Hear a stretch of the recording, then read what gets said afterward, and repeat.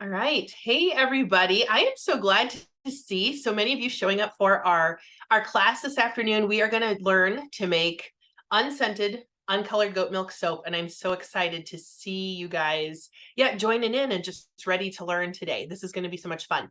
I would love to know just a little bit about the class. It's sometimes helpful to know kind of where you guys are coming from, or just where you're located, and then also just kind of a little bit. So if you could put in the chat for me, just give me like the state that you're from. We don't need your whole address or anything. Just your state. And then also, if you could give me just 1 to 2 sentences about what brought you to the class today. What is that? What motivated you to want to learn to make goat milk soap? I feel like there's a few different places that people kind of like reasons that people get motivated to make goat milk soap. I would love to just hear just a sentence or two about why, what made this the obvious next choice. All right, let me catch up here. You guys jumped right in. Awesome. Tammy from Indiana, Yvonne from Pennsylvania. This says Inland Advisor. I can't imagine that's actually your name, but from California. Malia from North Carolina. Perfect. Bonnie from Missouri. And we're moving to an acreage and are interested in having our own goats. That's awesome. You will find, and maybe we'll find out if there's some other people here with goats, that a very common feeling among people with goats is that yes, we have them, and now they need to start earning their keep. So finding a way from the very beginning of ways that they can help contribute to the cost, because there is cost to having any animal. But yeah, it's a great way to kind of do this learning in the beginning, and then see if that can work to everybody's advantage. Christine from Vermont. I'm an herbalist and wanting to learn the safe way to make soap. That's awesome. You are in a great spot for that. Yes, and then taking it even further, then I think your vision is further than the unscented, uncolored, and adding different things, different additives. That will be great. California, I have goats and bees. Perfect. Welcome, Julie. Valerie from Vermont. Lynn from Washington. I use goat milk soap because I have really dry skin. I want to make it with my granddaughter. That's two very fun reasons. First, it's a personal need for you, for your dry skin, but also then to share that with a granddaughter. We have a customer who does it not through the soap making side, but through our subscription boxes, because we have product that we sell as well. And she gets a subscription box for herself and one for her granddaughter. And the fun thing about that is they can then kind of like share product back and forth. And it's just fun to watch them. The grandma says sometimes she has to hide her boxes so the granddaughter doesn't sneak through it and pick out all her favorites. So anyway, it's just fun to share that way and to have that experience that you can share. Someone else from California, Tammy, been wanting to learn this for several years and didn't know where to do it. Saw it on Facebook and been trying to be more self-sufficient and holistic for 10 years now. That's perfect. Welcome. The Vandenbergs from Colorado. My daughter likes to make soap and we have goats and would like to explore making soap with goat's milk. Perfect. Welcome. So glad to have you guys here. I think I even see you there. So hello. Yep. All right. I'm Jillian from Oklahoma. I'm starting my dairy goat business. Would like to see if I can add to my selection of goat milk products. Yes, that's awesome. Coming at it from the business perspective, there's like 3 different things. One, somebody who's coming at it from the skincare side, like they need this product for their own skin issue, whatever they're doing. One is someone's just interested in soap making as a hobby, and I guess there's 4 people who have the goats, and then also somebody who's looking to start a business. So that, or supplement a business that already exists. So awesome. Kelly from Oregon, can't keep up with all the milk. Not wrong. I'm sorry, Keller, maybe that's a first name or last name. Okay. Can't keep up with all the milk. Yes, that caught us by surprise too when we got our goats, and I'll get into that in a minute. But we got goats because I knew that a cow would be too much production. But the goats are no slackers either, and you can really get behind there. So yes, to have an outlet for that is great. Molly, I've been interested in goat milk soap and people keep asking about it. Yes, you are in such a good position if you have people already asking, because if you're interested in starting a business, even if it's just a little small business, if you already have people asking, that's you've already got part of that work done. So that's awesome. Lauren from Illinois. I'm a homeschool mama who's in the process of buying a homestead, and my children and I are wanting goats and to make soap. Perfect. Very fun family project, both the acreage and the homesteading and the soap making. That's all good. Angela from Ohio. My wife loves goat milk soap with oatmeal, so trying to make the perfect one for her. Perfect. Excellent. Mona from California, wanting to make a natural soap. Yes. Sandra from Tennessee, retired and looking to find something to go along with my bees. Wonderful. I know that people do put like bee products in their soaps as well. That's not what we're going to do today, but that is an option down the way. So yes, you're on the right track there. Miranda from North Dakota, want to use my Young Living essential oils to make my own bar soap for our family that has sensitivities. Perfect. We will touch on that. And if I forget as I'm going through the presentation, Miranda, would you ask that question or just remind me about that in our Q&A at the end? Because we can talk a little bit about that since that's your specific interest. Suzanne from Missouri. We have so much frozen goat milk and need to use it up. We currently have 30 goats trying to downsize. Ooh, you have quite a flock there. We try to keep ours to about 10, just because we want enough milk to like support the business. You don't want to turn it into like that being full-time work. So yes, you have quite a few there. But that's awesome. You're going to have plenty of milk and plenty to support this hobby as well. Malia, safe way with lye is important, but feeling a bit apprehensive. Yes, we're going to get into all of that. So I am so glad that you are here. One of the most common reasons that people come to the class is that they are nervous about this process.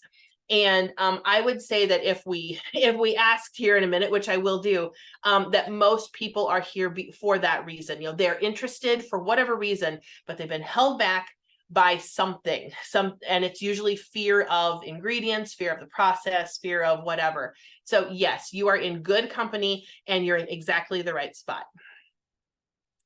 Have a small store and want to sell natural products. Perfect. Teresa from Nebraska. And I've been wanting to learn this for quite some time now to make it for my family. Awesome. Yes. You will find that when, for those of you who are interested in making it for your family, you will turn your family into soap snobs almost immediately. They will know the good stuff. They will get used to using good products and they won't stand for anything else. So I even have a son who's a senior. He's a wrestler and he's talking this year during wrestling season. He wants to take soap for all his teammates to use in the locker room. And I'm like, well, if that's what he wants to do, that is fine. He can sell all the wrestlers on goat milk soap. That'll be great. The Vandenbergs, we use Young Living oils as well and would love to incorporate them too. Okay, then the two of you remind me at the end. If I get going and I forget that, remind me. We'll talk about that at the end. All right, perfect. Well, thank you everyone for just giving me that little glimpse into who's here in the group. We have, you know, people with goats, people with skin issues, people looking to make natural products, and all of us learning or wanting to learn just how to get going on all of this. So that's awesome. You are all in exactly the right place. When you're first starting to learn to make soap, I think goat milk soap is seen as kind of an exclusive thing that you get to later, but it's actually a great place to start because the process with the lye is actually a lot simpler when you're dealing with milk than it is when you're dealing with water. So for those of you who have made soap other ways, I think you're going to find this kind of refreshingly easy. So just hang on. We'll get into all of that here in just a second. As I'm going through my class today, if you have a question, please put it in the chat. I would love to answer those as I go, but in a minute, I'm going to have on goggles and all the stuff, and I'm going to be busy. So if I miss your question, we are going to have a Q&A at the end. And the goal here is to have everybody's questions answered by the end of the class. So if I miss your question for whatever reason, it's not intentional. Just know that it might slip by me and I might miss one, but we are going to have a Q&A at the end. So just hang on to that question and give it to me again during the Q&A, and we'll be sure to get that answered. So as we are in our Zoom call, we have a few camera angles going here that's going to show you exactly what I'm doing here in my mixing area. But you're going to want to have your Zoom call on speaker and not on gallery. So if you're up in the top right corner of your screen there, mine says view. And if you click on that, you have the option of speaker or gallery. You're going to want to have this on speaker so that I'm the big screen in the middle. And that way you're going to have a really good view of what we are doing here in just a minute when we start making the soap. Also, I saw people kind of talking about this earlier, but this is your workbook for our class today. You got a link to that in an email earlier, but there's also a link way at the top of the chat.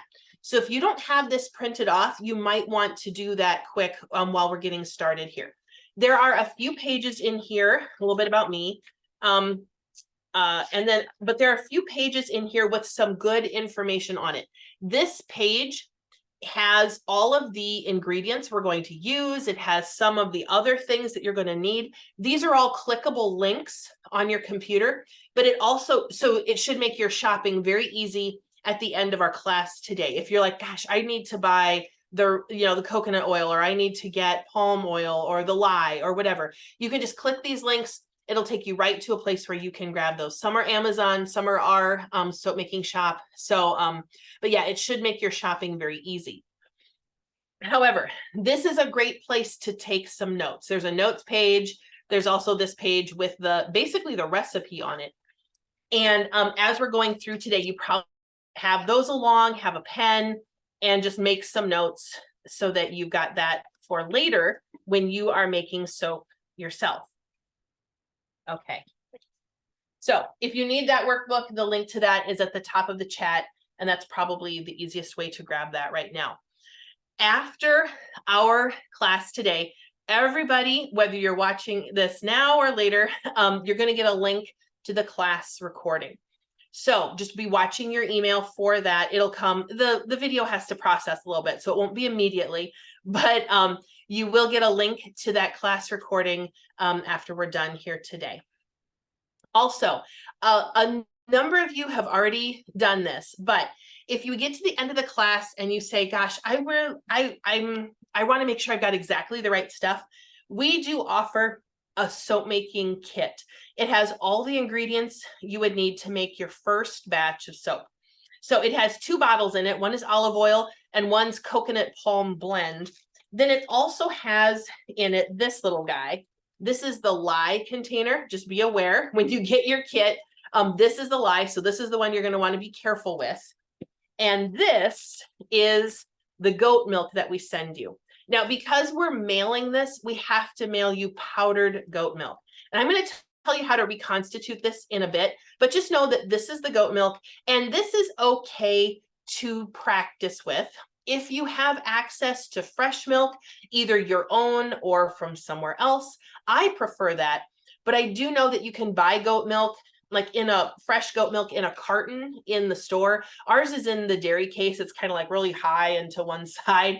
But you can buy it that way. You can also get it canned, and we'll talk about how to deal with those different types of milk. You may choose any of those types if that's what, whatever is easiest for you. The powdered is fine. If you have access to fresh milk or you've got your own milk, I would just throw this away and use your milk.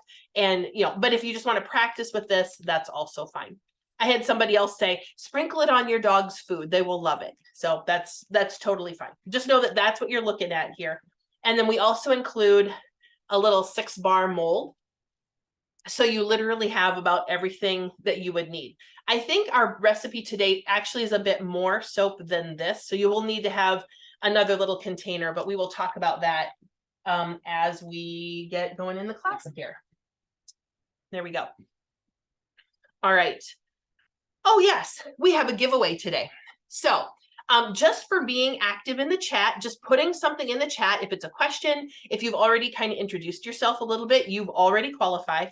We're going to give away 4 of these today. This is a 3-bar soap set, and it is cranberry fig, applejack peel, and pine forest.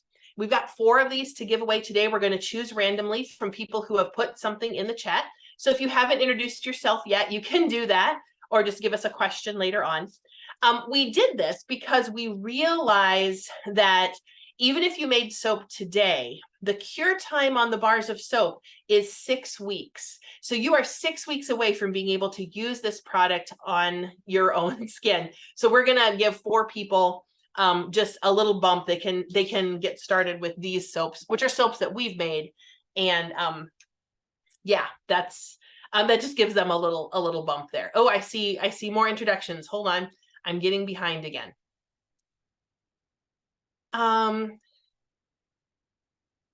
Okay. Perfect. All right. So Lynn, now you can't answer this question, just putting it out there. I've tried to reach out to people in my county asking where I might get goat milk. I figure there must be people in the area who have goats. Apparently that's not the case. Still hoping I'll find someone once I'm ready. Okay, Lynn, remind me what state you're from. I would need to scroll way up to figure it out.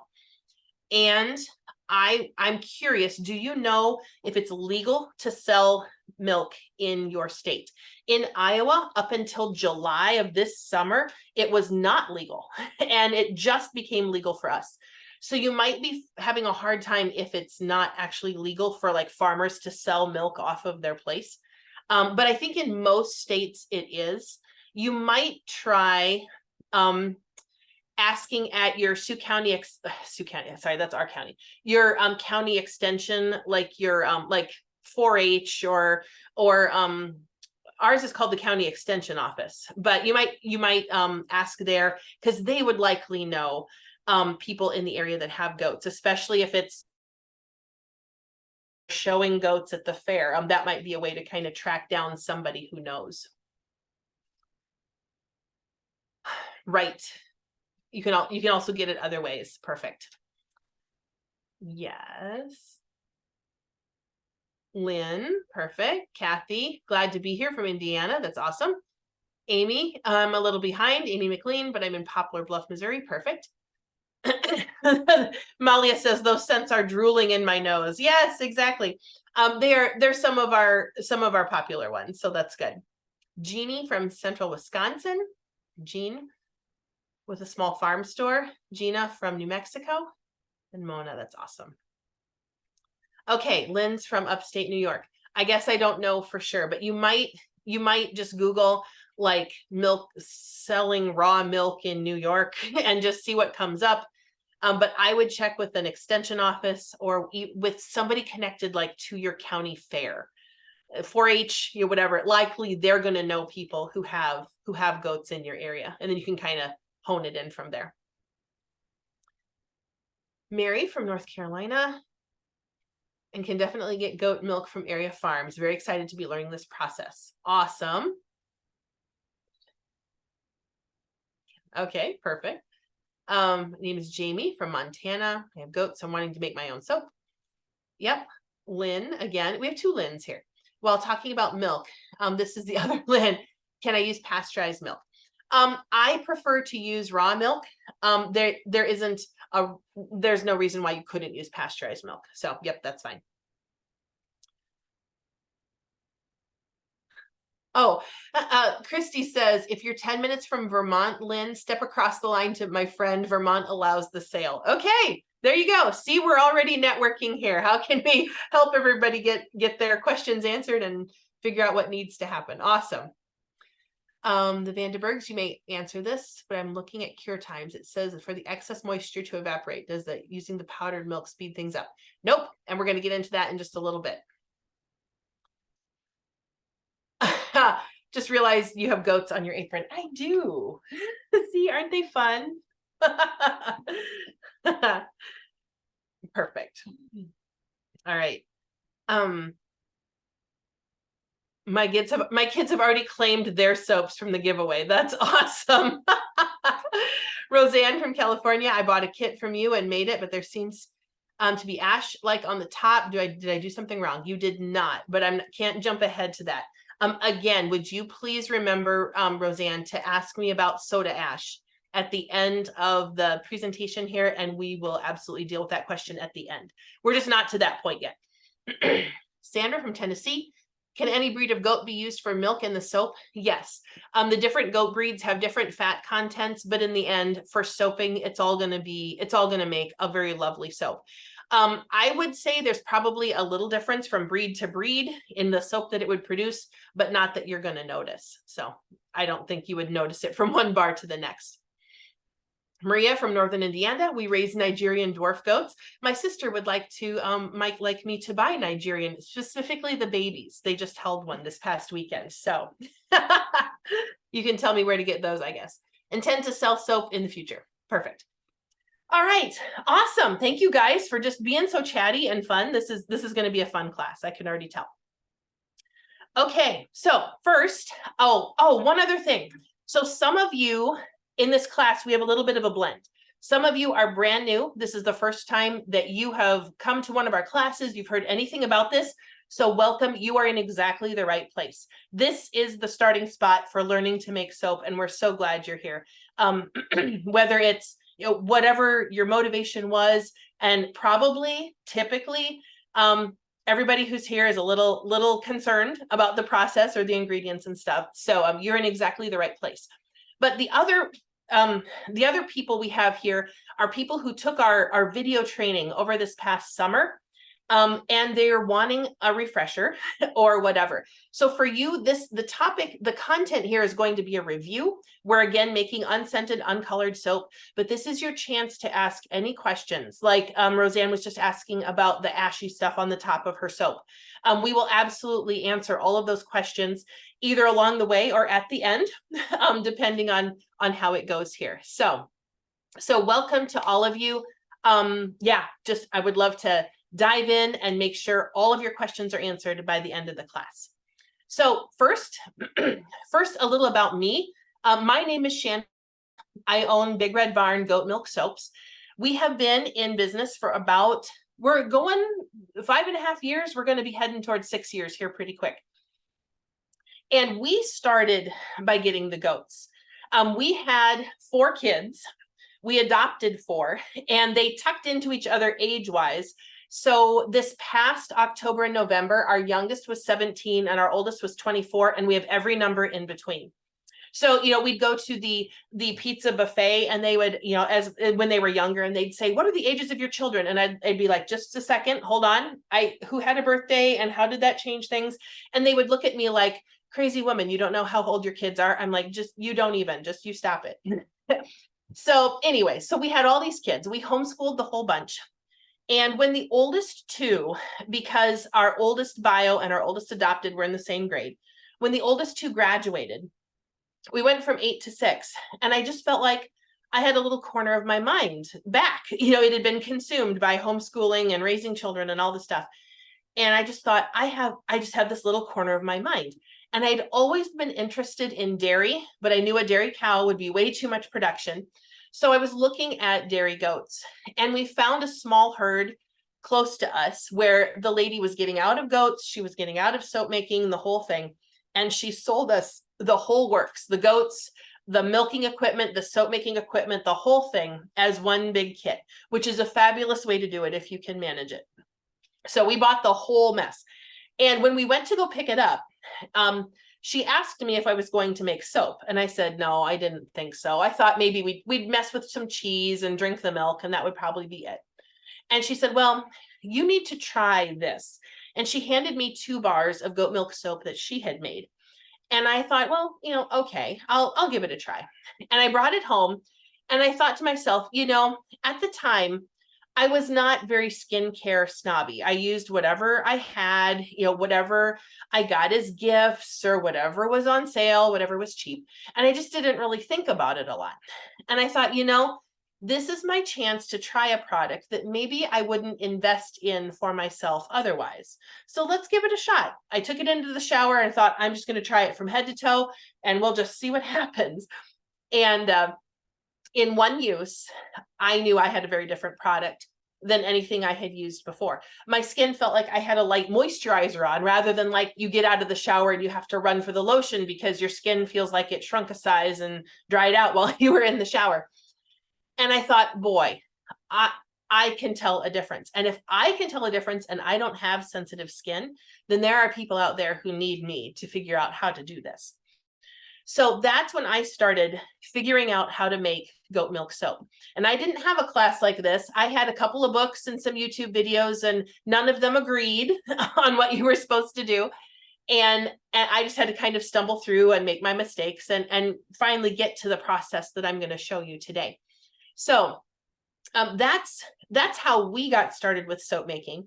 This class is born out of, as we've started offering soap making teaching, so many people, asking us online or in person or wherever, yeah, I've always wanted to make goat milk soap, but I haven't, for whatever reason, and usually they've talked themselves out of learning this, and maybe multiple times.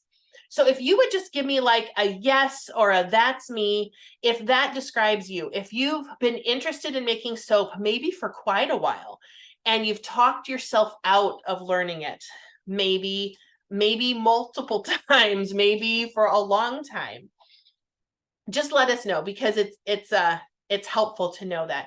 If you've been stopped by fear of the lie, fear of the process, fear of not knowing what you're going to do, what if this happens, what if something else, yes, I can see that's me because of the lie. Yes, that's me, absolutely.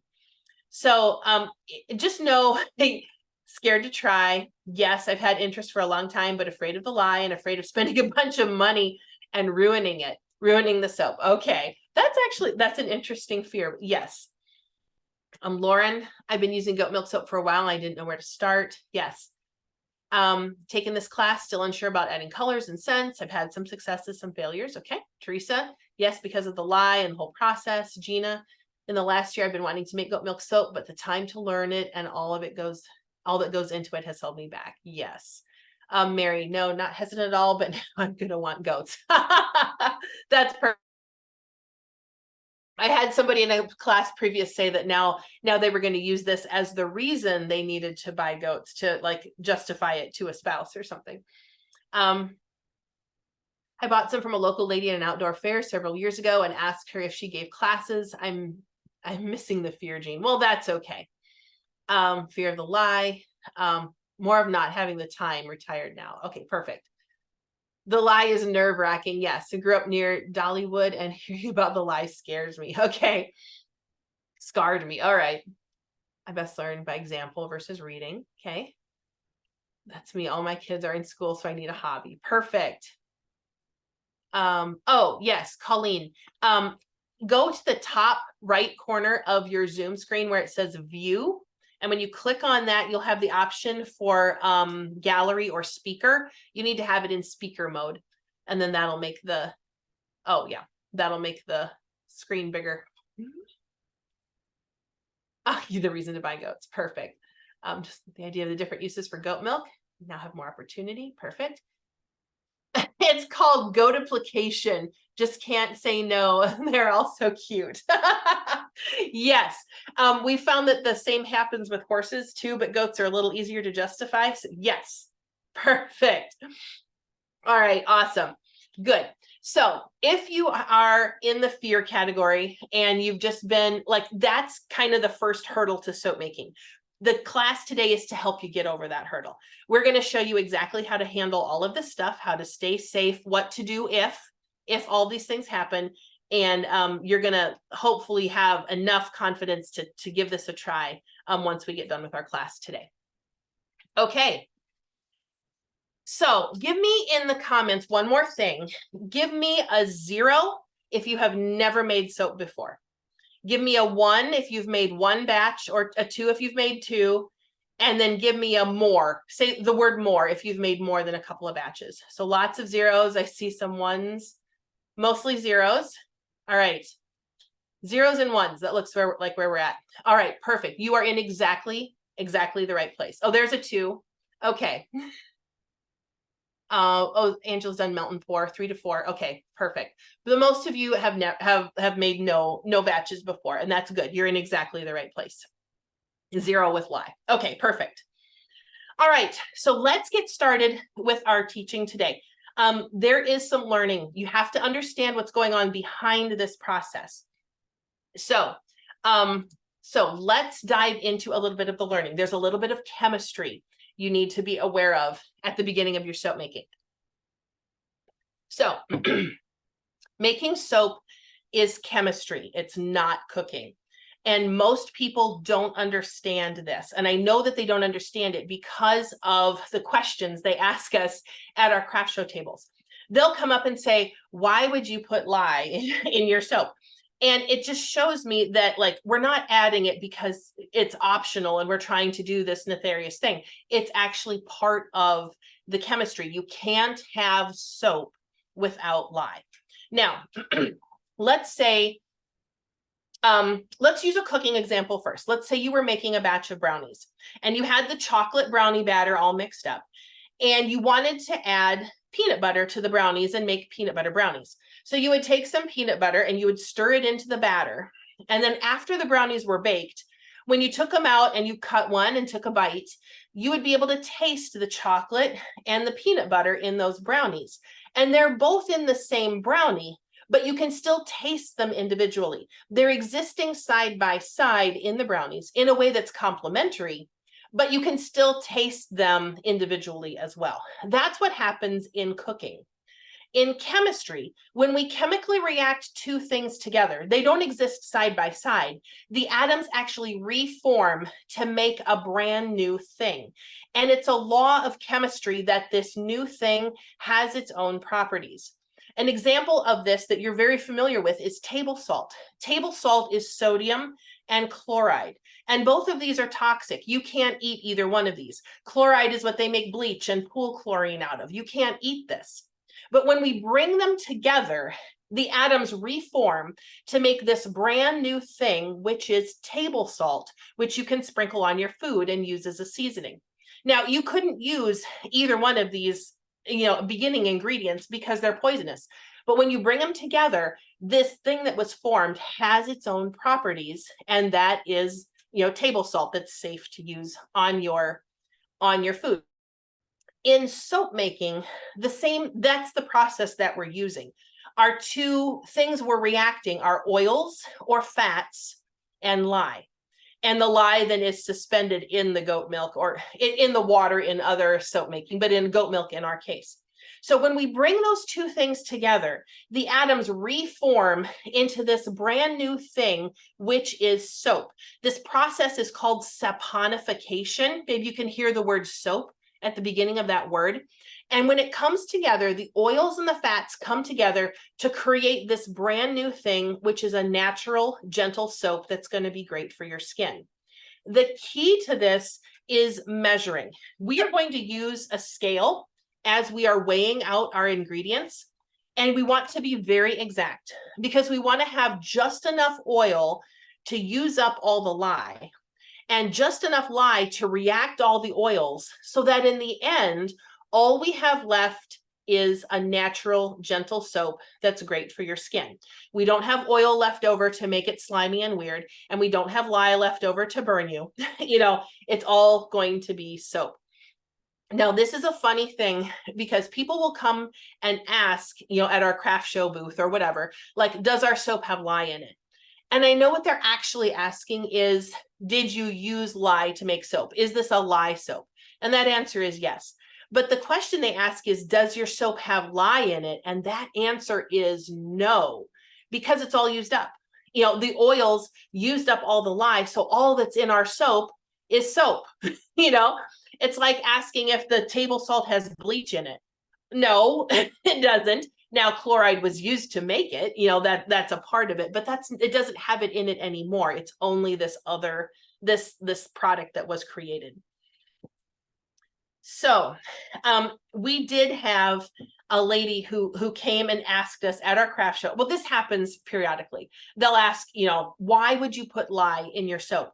And it just shows that they're they just don't understand the process. It's not optional. If you take the lye away, all you have is oils and fats, and that doesn't make a very good, cleansing agent. You have to have the lye to make the soap. So let's talk now. So that's the background of what's going on here. And you need to understand this process and what's actually going on. Because at the end of this, after you have made your batch of soap, you're going to know that you used lye and you put lye right in that bowl.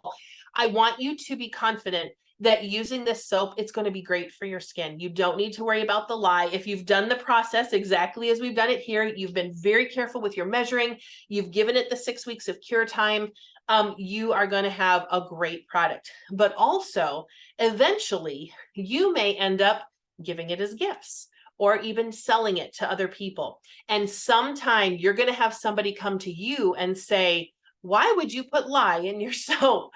And you're going to need to have this understanding so you can answer that question confidently and not go, well, I don't know, the goat lady told me I should, so I did. It's not a very convincing argument.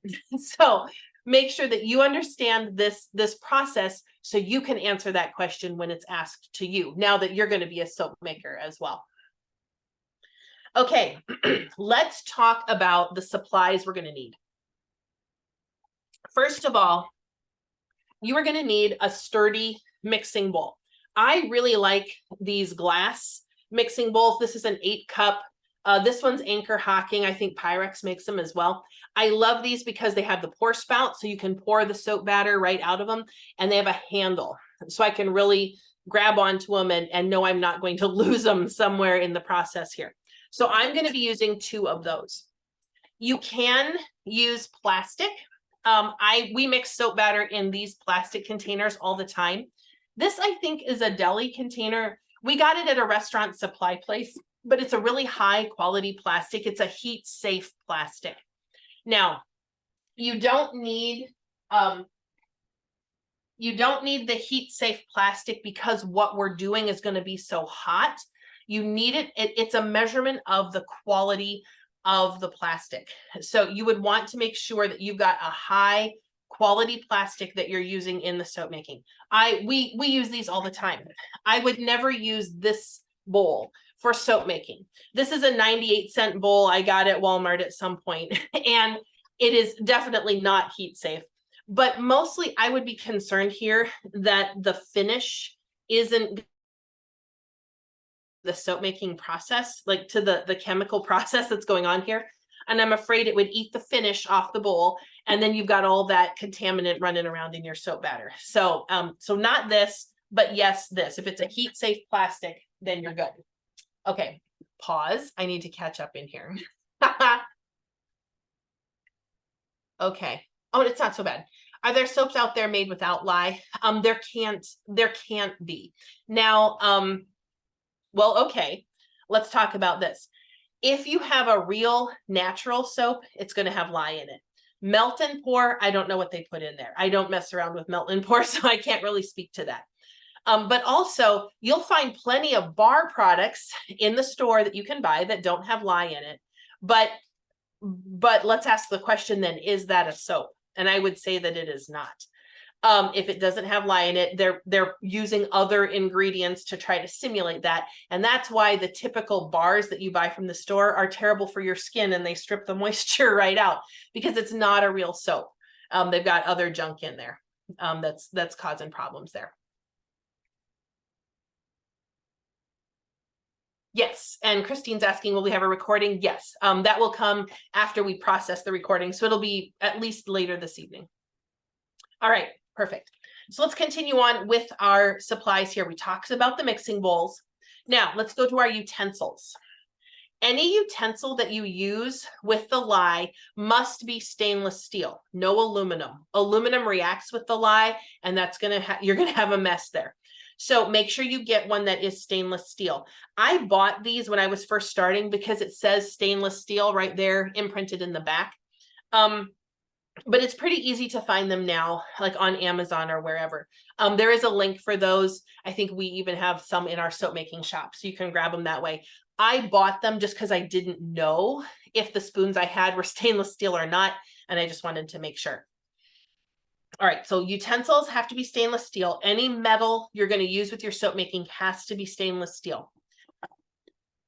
Your spatula also needs to be a heat-safe spatula. Same reason as with the plastic mixing bowl. Not because what we're doing is going to be so hot, but because it's a measurement of the quality of the plastic. So you want to make sure you've got a high quality spatula as well. Then your stick blender or your immersion blender. You are going to want one that's a little lesser quality than maybe you would think. This is a Cuisinart one that we got at Walmart quite a while ago. And I really like it. It's just kind of the right amount of power.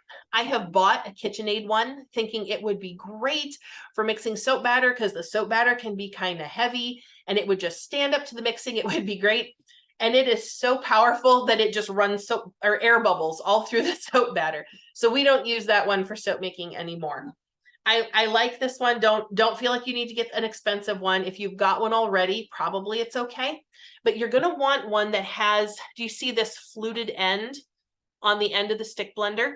That is really great because it will keep it from suctioning down to the bottom of the bowl. I do have one that has a flat end and it just sticks right down to the bottom of the bowl. So then to keep mixing, I have to like pull it up off the bottom and I'm afraid that it's gonna like splash soap batter on me, which that would then be a problem. So if you can find one that has, you might not find that dramatic of fluting anymore, but I have seen ones where it's kind of a wavy bottom and that'll do the same thing just to keep it from vacuum suctioning down in the bowl.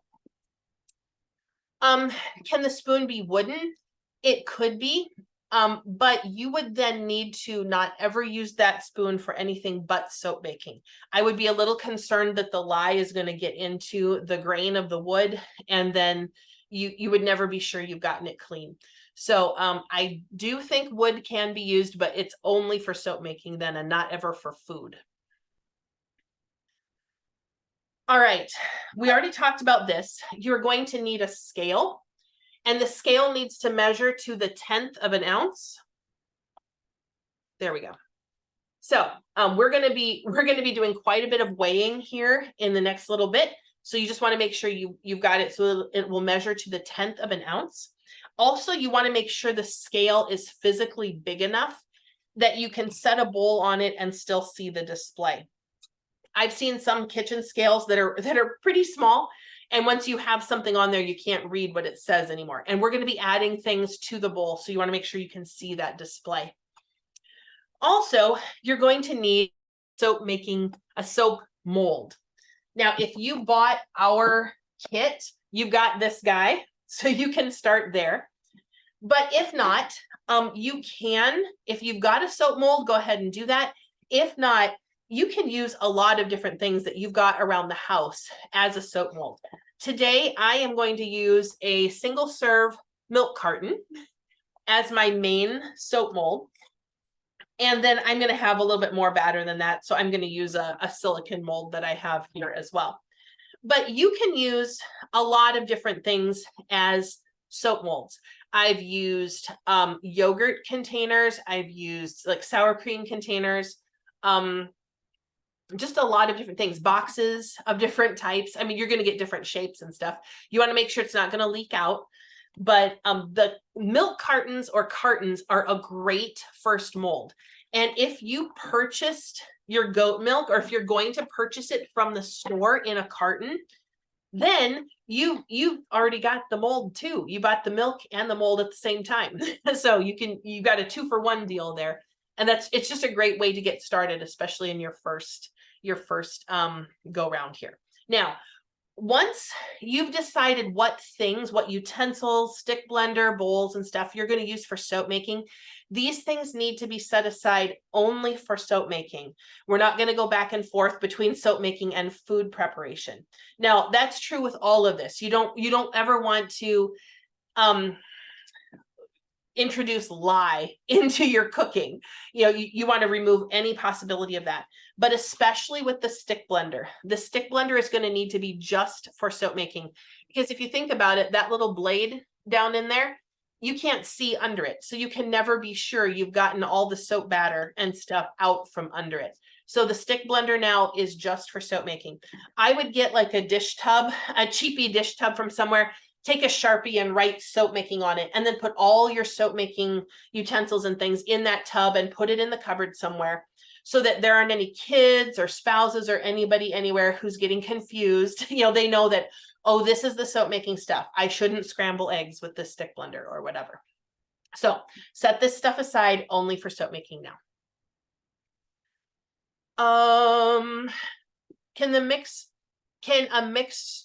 Can you use a mixer with a whisk? I believe so. We use whisks sometimes when we want to not have it move quite so quickly. You could sure give it a try and see if that, a stand mixer. Gotcha. A stand mixer with a whisk. You could. The bowl that you're mixing in, you have to make sure it's stainless steel and not aluminum. And then the problem would be the whisk. Whisks are hard to get clean. And that whisk attachment then would need to be just for soap making. So you're going to be setting it aside. The mixer could probably go back and forth between, like the actual machine. You could use that for soap making and for food because you're going to be able to wipe that down. But I'm not sure I would want to take that attachment and have it be just for soap making. So it would probably be cheaper. I mean, we have stick blenders in our soap making supply store, and they're like $20. So you might be ahead actually to purchase a stick blender just for soap making and then just leave it with your other stuff than to use a piece of your mixer that way. Also, you could get stuff from Goodwill or a thrift store or whatever. We use stuff all the time from like, little Corelle cups and stuff and for mixing colorant and stuff in later. But you could easily find a stick blender probably there as long as it worked. And then if you're not out too much money, if you're using it just for soap making.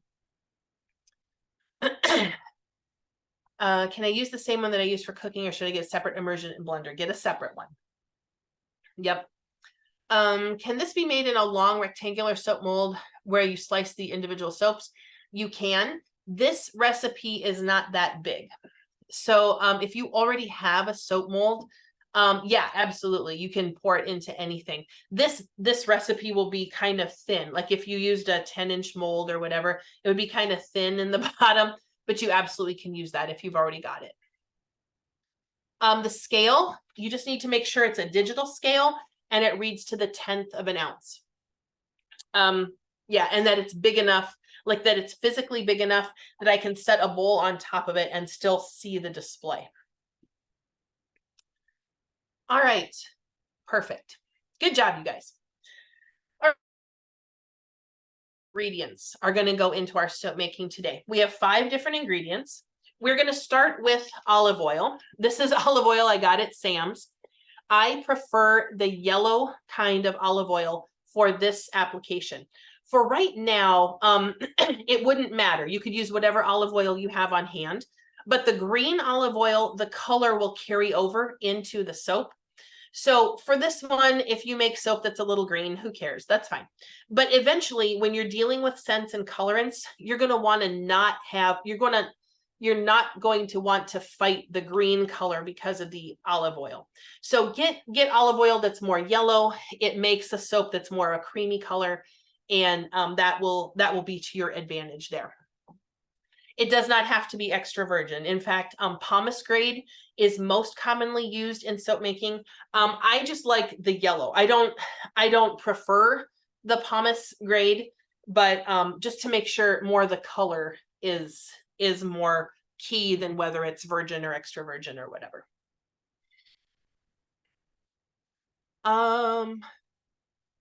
Someone's asking, would glass mixing bowls be fine? Yes, that's what I'm going to be using today, is the glass, a kind of a pour pitcher mixing bowl kind of thing. All right, so that's the olive oil. Now the 2 other oils we're using are coconut oil and palm oil. coconut oil, these are both solids at room temperature. So I have them heating up in pans on my stove over here. As you're mixing or as you're heating these two oils, you want to be careful because they can get quite hot. We're trying to heat them here to 180 degrees, and then that will make all the other temperature things in our soap making work out just fine. So this is the only spot where we're going to talk about temperature. These need to be at 180 degrees. Everything else is room temperature or it's doing its own thing. So that's fine. The coconut oil, it's white.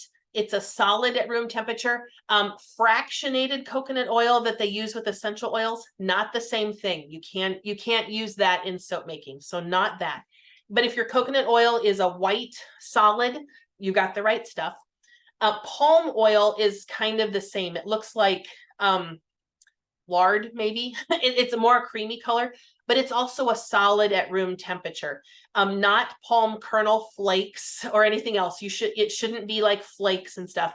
It should look like lard or like butter. You know, that's the right ingredient. And it's called palm oil, not palm kernel oil or something else. Okay. So those two things are heating up on the stove. We're going to check the temperatures on those in just a minute. Then we need our goat milk. Let me grab mine. There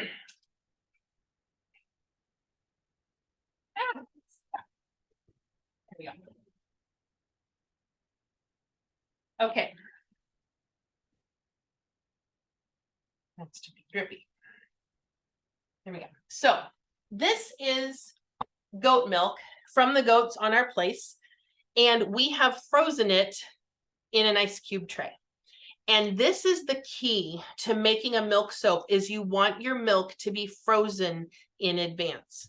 Now, if you have milk from your goats or somebody else's goats, or the liquid fresh milk that you bought at the grocery store, totally fine. Pour it right into an ice cube tray and freeze it overnight. It takes the milk a little bit of time to actually get solid. It will be more than a couple hours. So I always do mine the day before, so then the next day it will be ready for our soap making. So if you have liquid milk, just pour it straight into the ice cube tray. If you are using our soap making kit and you have powdered milk, you need to reconstitute this. And if you have ours, you're going to add 8 ounces of distilled water and then pour this in and mix it together. So it's reconstituted, and then you're going to freeze that. Okay. So if you're dealing with powdered milk, if you've got some other powdered milk that you have, look at the directions on the bag. I've seen them like be different. Like most of the ones I've seen have the same reconstitution, but just check it and do whatever they say to do. But for ours, this is 4 tablespoons of goat milk, powdered goat milk, and you're going to reconstitute it in 8 ounces of distilled water. Mix it together till there's no more chunks, and then pour it in your ice cube tray and freeze it. Now, if you're using canned goat milk, the cans that I have seen are 12 ounces, and you're going to reconstitute that. It's evaporated, so it's like condensed a little bit.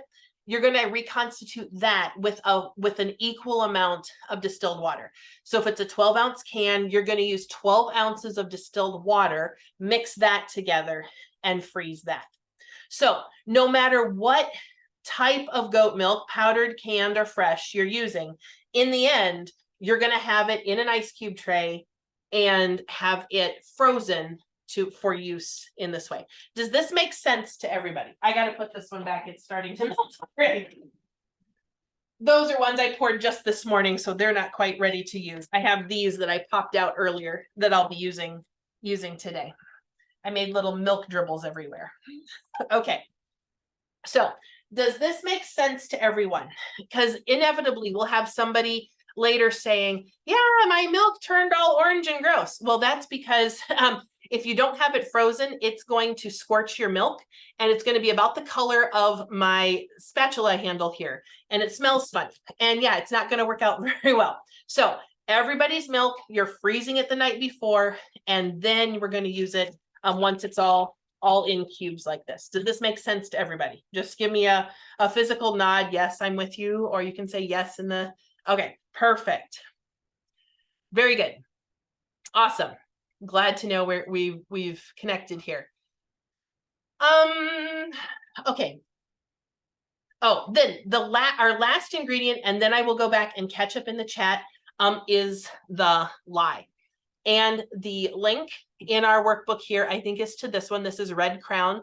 It's commonly found on Amazon. So you can order this pretty easily there. There are other places you can get it from. So just be aware that you could get it from, you get it in our kit. You can get it from Brambleberry or some other places too. But you just want to make sure wherever you're getting it from. I know I've got some ladies too who are just buying it from a hardware store near them. You want to make sure it says 100% lye. And it might say drain cleaner on it, but make sure it says 100% lye and not drain cleaner with lye added, and now you've got something that's very different. It should be a powder. It should be the consistency of sugar. I've seen some that are also flakes. So, okay. So those are our 5 ingredients: the olive oil, the coconut, the palm, the goat milk, and the lye. All right, let's catch up on our chat comments here. Does it matter if the coconut oil is refined or unrefined? I would go with unrefined if I had a choice. But we buy a large quantity of it, and I don't think it matters a great deal either way.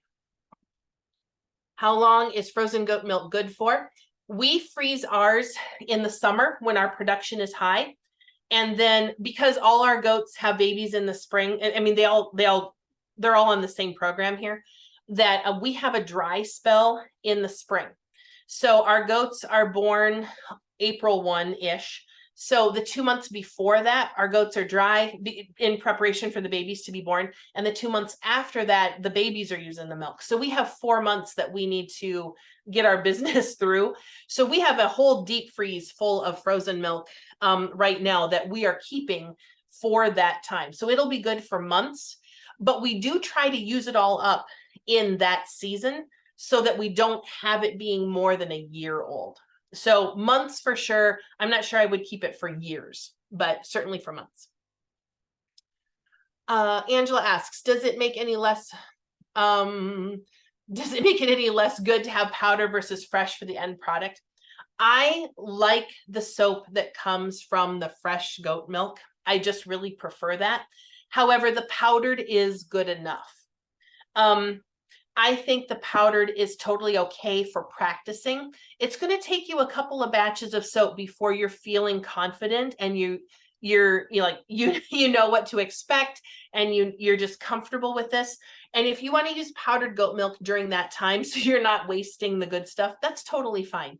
But I would say just try both. If finding fresh goat milk is going to be difficult, you can purchase powdered goat milk on Amazon, and that's easy enough to get, or Walmart has it by us too. And that's easy to find. But that being said, the difference between fresh goat milk from the store, like in a carton, and raw goat milk from our place, again, I prefer ours, but I'm biased, but I'm not sure there's a huge difference between those two. So if you're struggling to find like farm fresh goat milk, buying it in the carton is going to work too. All right. Oh, someone asked me, does it need to be food grade? Food grade lye? That's the last thing I talked about. I don't know of any food grade lye. I don't know if it's food grade something else. Whoever asked that question, if you could clarify for me, that'd be great. Does the goat milk soap expire? It does not. In fact, the longer it sits, the better it is. So no problems there. Can you use lard instead of one of your solid oils? You can, but that is now a substitution. And we're going to talk about this more later on, but we can talk about it now. The recipe that we're using today has these 5 ingredients. And because of the chemistry, every oil has a different SAP number, saponification number. And that's a measurement of how much lye it takes to react an ounce of this oil and make soap. And you need to know that number, and that's part of the recipe, because if you change the oils, now you've changed that number, and now the amount of milk and lye that you need over here is different. And the danger there is, if you just swap oils and you're not aware of this, is that you might have an oil with a smaller SAP number, but you're still using the same amount of lye. So now in our reaction, we don't have enough oils to use up the lye. And now we have some left over, and now you have zingy soap, like the typical grandma's lye soap that would take the first layer of skin right off you. And the reality there is she didn't know how strong her lye was. So she was just kind of guessing by how the soap batter felt and stuff. But so when you're swapping here, you have to make changes over here. And that's not a beginning level question. That's a question we handle in our membership in Sassy Soapers, and teaching people how to handle that. So can you do it? Yes. Do I recommend doing it at the beginning? No. Keep it easy. Just do the recipe as we've got it. We've already tested it. We know that this is going to produce a great soap for you initially, and leave that question for a little later on. Angela, is it possible to add aloe to the base? I know aloe has lots of benefits as well. Yes, it is. But again, this is not a beginning question. You need to make this first batch of soap just as it is. No scents, no colorants, don't add anything to it. You have a skill here that you need to build. You have a process that you need to figure out. And then we talk about adding stuff to it. So get this done first, and then we talk about additives later. Amazon sells food grade lye. Who knew? Let me look. I can't imagine that you would use lye in food.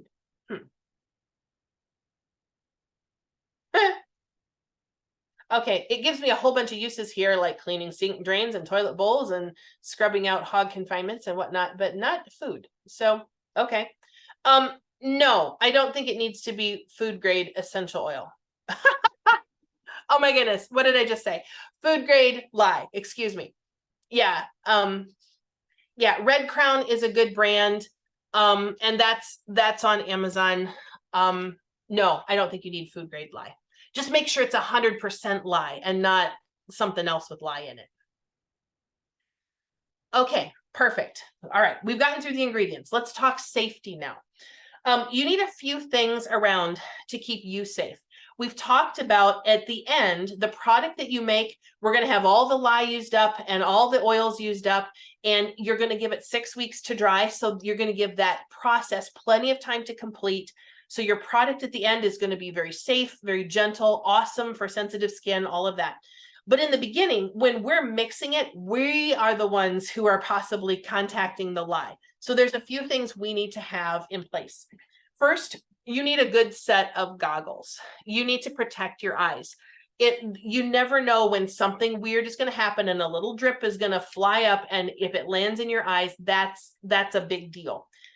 If that did happen, you would flush your eye with water for 20 minutes and seek some medical advice. But the best way to do this is to protect against it.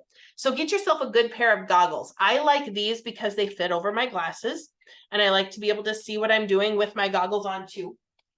However, we have these also in our soap making supply shop. It's sassysoapers.com, and you'll find under supplies there. We have these as well there, and these are goggles. They work just like glasses, but they have this little foam ring around the inside, and that fits against your face, so then there's no chance of any drips or anything flying up into your eyes. So these are a great idea if you don't wear glasses. If you do, these guys work out just fine as well. All right, then you are going to need a good pair of rubber gloves. Now, these I got from the hardware aisle in the store I was in. It's for like painting and stripping furniture and stuff. And you want them to be heavy duty, like ready to handle chemicals, that kind of a glove. It cannot be latex exam gloves. Those aren't heavy enough. You'll feel the lye like right through it. But also, I don't like the gloves that come from the dishwashing section of the store. They're okay for this application, but typically they have a big decorative cuff up here. And when you're working, the cuff goes and exposes all this skin. And you just don't want that. So I prefer the plain Jane gloves from the paint and varnish and stripping furniture aisle. Then one other thing that I add just for one little spot in my process is I add a dust mask. There's a time where we're pouring the lye and I just don't want to inhale any of that either. So these are my 3 things I have. If you like, you can also wear something with long sleeves just to make sure all your skin is covered. That way, if anything dripped on you, you could take the shirt off or whatever to help protect your skin that way as well. Also, an apron is nice to have. This protects whatever you're wearing. If soap batter would happen to slop on you, it can mess with the color in whatever you're wearing. So either wear something you don't care about or wear an apron to protect it. All right, we've talked about the apron, the face mask. Also, just reviewing this, no aluminum. Make sure your spoons, a bowl, your stick blender, everything is stainless steel. I haven't seen any stick blenders that are not stainless steel, so probably you're okay with this, even if it doesn't say it right on it. I think everyone that I've seen has been stainless steel.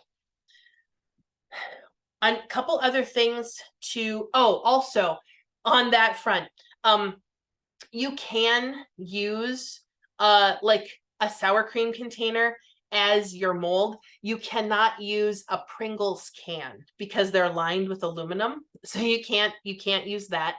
Also, you can't like have a bowl and line it with tin foil. That's aluminum, and you can't. So just make sure there's no aluminum in anything, any of the molds, any of the bowls, anything that you're doing with your soap making. All right.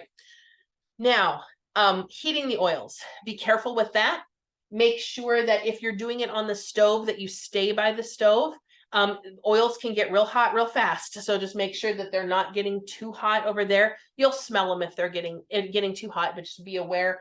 You can also use a microwave or a crock pot if you want to heat them a little slower and just keep that more under control. Also, I like this environment that I'm working in. This is a kitchen type environment. I like it because there's plenty of workspace. It's nice and clear. You can wipe up messes easily, but also it's great because I have a sink right behind me. And that's great for getting rid of any lye dishes, just getting them out of the way quickly. But also if there is any lye contact, I can turn around and handle that very quickly with the sink right there. And you're going to know if it happens. If there's a little bit of soap batter that gets on you or a little lye splash, you're going to feel it right away. It will sting. You're just going to turn around, stop what you're doing, turn around and rinse that area with cool water. And if you get it right away, you won't even see the mark. Now that every once in a while you bump into something that you're like, ooh, I can feel that, and you need to turn around and rinse. But more frequently, I'll feel it on my face. And it's not because I splashed my face, but just because I forgot. And with this glove, I reached up and like flicked a fly away, or I, touched my face with, some way. I'm like, oh, wait, I got to get that off. But same thing, stop what you're doing, take the gloves off, go rinse it with water, and it will be just fine. Rinse it off with just plain water. You can use soap to wash that spot if you'd like. Maybe put a little goat milk lotion on it afterwards. That helps too. But no, there isn't the big thing is rinse it with cool water and treat it like you would any other burn. Oh, thermometer for the oils. Yes, you will. So I like this one. Again, this is not an expensive thermometer. This is just a digital thermometer that I got from Walmart. I think it's a Taylor, but I don't know that the brand makes a lot of difference. I like it because I can hang it on a bowl. It's got a little clip there. So that's nice. All right. So we have gotten through all of the explaining, all of the stuff and all the things. I think now we can get down to the soap making. All right, so let's get started here. All right. First, I'm going to start with my first bowl here on my scale. And I have a power button, so I'm going to power it on. But you want to hit the button on the scale that says tare or 0.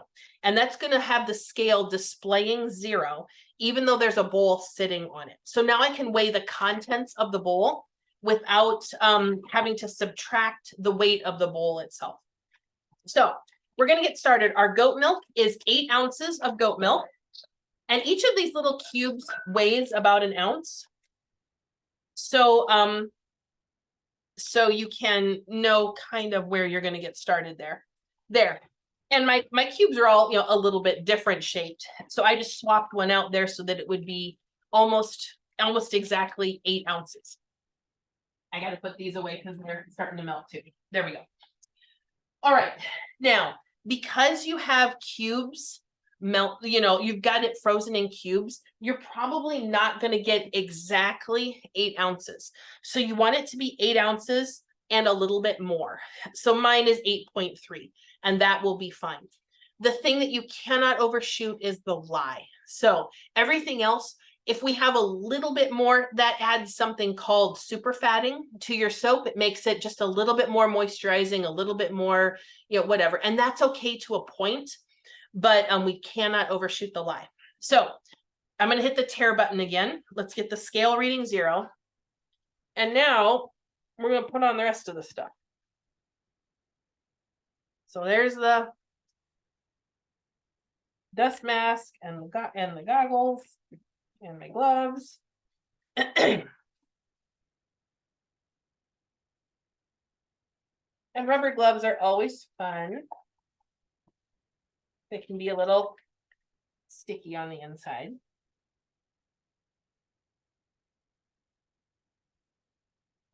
It is nice to have them be kind of a snug fit. It makes it easier to do some things, a little bit harder to get on. Okay, there we go. We're ready to go. So now we need to pour the lye. 3.6 ounces of lye. Nice slow pour. You can always add more.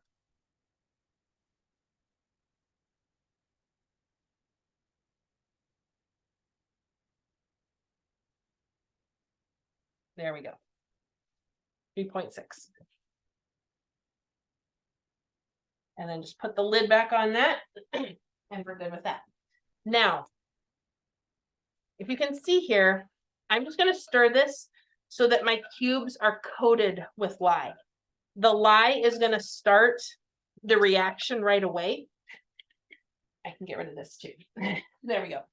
So that reaction will start right away. And as the lye contacts water, it gives off heat. It's called an exothermic reaction, and it will start to melt the cubes right away. So I'm just going to set this aside. We're going to let it do its thing for a minute, and I'm going to move to the second bowl on the scale. Hit the tare button. And now we're going to go with the olive oil. 12.8 ounces of olive oil.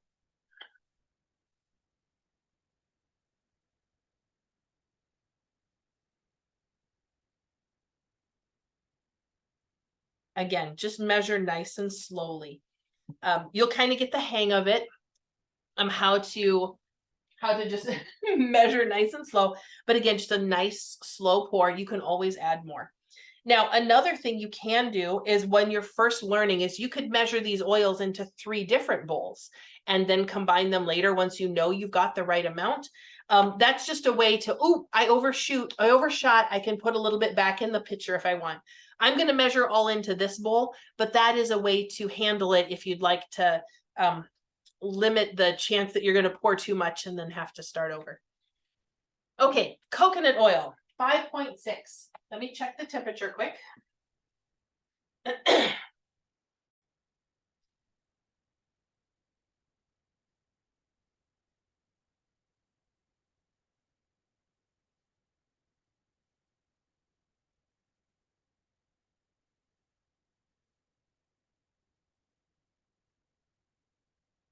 All right. We are going to be close. So we want to have these in the neighborhood of 180. And again, this is going to make our soap batter be the right temperature in the end. Now our olive oil is room temperature, so that's going to bring the temperature down. Hold on, 5.6 ounces of coconut oil.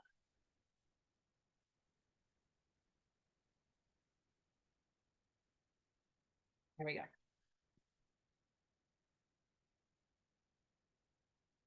And then 5.6 of palm oil. Oops, tear button.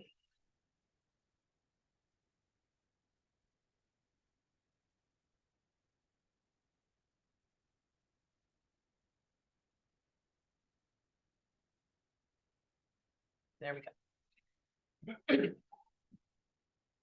Now again, if you overshoot the oils just a little bit, don't worry. That's okay. You can do that.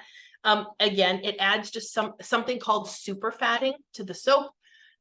That's not a problem. You just want to be very sure you have the exact amount of lye. So here's our 3 oils ready to go. Let's go back to our lye and goat milk a minute. You can see how much it's melted already. And I can see a little bit of the lye stuck kind of up on the bowl. I'm just going to run a little bit of the milk up the side of the bowl and just make sure all that gets incorporated.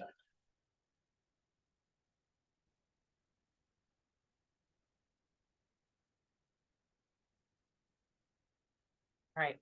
In the end, our goal for our soap batter is we want the batter to be in the neighborhood of 100 to 120 degrees. Now, our coconut and palm oil was at 180. The olive oil is room temperature. And the lye goat milk, once those cubes are melted, it's always right around 80 or 85 degrees. So that is going to bring everything kind of averaging down around 100 to 120.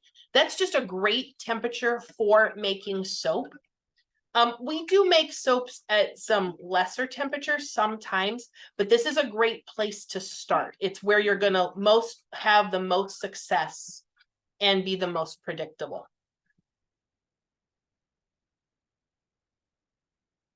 There we go. See, this is almost completely melted already. And what I've discovered is by the time the cubes are melted, the lye is also dissolved. You're going to use your spoon kind of as an extension of your hand and just move it along the bottom of the bowl. And if you feel anything stuck or anything like gritty down there, then you're not done stirring. But this feels really smooth and nice to me. So I think we're in good shape right there. All right, now before we put these two together, we need to prep our mold. Make sure the mold is ready to go before you start stick blending, before we put these together. So I have my carton here. I opened the top wide up so that it's ready to go with the soap batter. If you have a quart size carton, this recipe will exactly fill a quart size milk carton. So if you bought your goat milk, you should have one of those. But you want to make sure that little screw-on cap is on because the soap batter will fill the mold to the top and it'll go out the little cap if you don't have that cap on there. So, all right, so this is our soap mold. Now, if you have the mold from us, just have that ready to go. I've got my other little silicone mold ready to go here. So those are ready. I will get back to the other questions here in just a minute. This is the point where I might miss something, so just hang on for me. All right, we're checking this one last time, making sure the milk and the lye is all mixed together, and this feels good. All right, so let's go ahead and pour them together. Now, when you are pouring this, you want to do a nice slow pour. You want to make sure we're not splashing anything unnecessarily. So just a nice, easy pour. And watch in the back of the bowl here. If there are any lye chunks, they will here in the back of your bowl. Now, if there's a lye chunk, you need to stop it. I don't see any here, so I can't demonstrate it. But you want to stop it with your spoon and keep it from going into your soap batter. Lye chunks are very difficult to break up with the stick blender. and it will likely show up in one of your bars. So you need to not have that. If there's a chunk back here, it'll either be white or bright orange. Stop it with your spoon, hold it back. I'm sorry, there we go. Hold it back with your spoon, let the rest of the milk pour in, and then just throw that lye chunk away. I throw mine down the drain, and we have a septic system. I've checked with the person who would need to pump the thing, because it's not me. And he says that is fine. Just run it down the drain. That's fine. Because we live in the country, we burn our trash. I don't want to throw the lye in the trash, because I don't want anybody who's then burning our trash to contact the lye later. I wouldn't want the garbage man to find it or whatever. So we just throw it down the drain to make sure that it's gone, and it's not nobody's going to find it later. Okay. So you can see I've got 2 layers here. The milk's in the bottom, the oil's in the top. And now we're going to put the stick blender in and start mixing this together. Now, as you put it in at an angle. There's air in the bottom of the blender, and we just want to let that little air bubble get out. And now we're going to start mixing.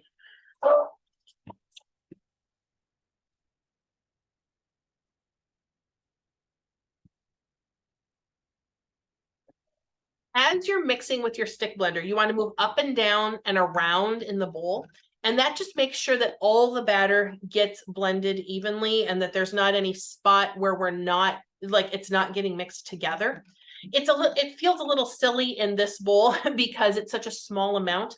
But as you're getting better, and as you're doing more recipes, or you're making a bigger quantity, you're going to be working in a bigger container, and you want to be sure to move up and down and around to make sure everything gets mixed together. There's no spot where there's lye milk left unmixed with the oils.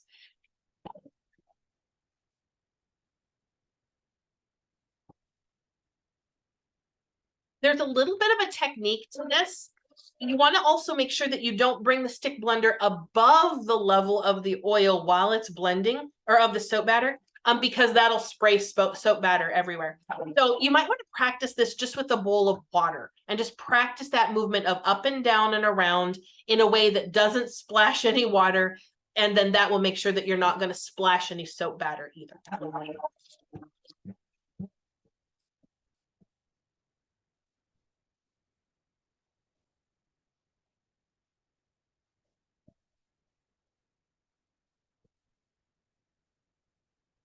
It'll start to behave kind of like pudding if you're mixing pudding from a powder, where the more you mix it, the thicker it gets. And what we're looking for here is something called trace. And trace is just, if I bring this up and let it drip, can I see the drips on top? Can I see the little pattern of the trailings as I move around? And I can't quite yet, but we're really close.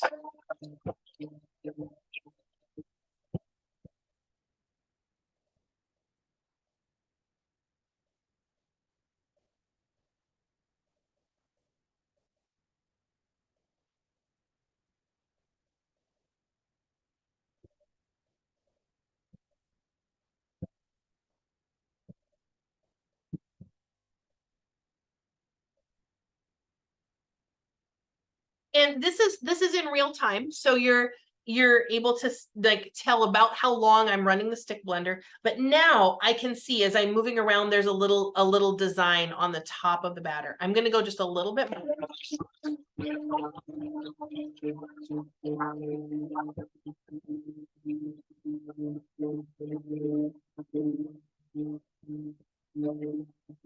Right.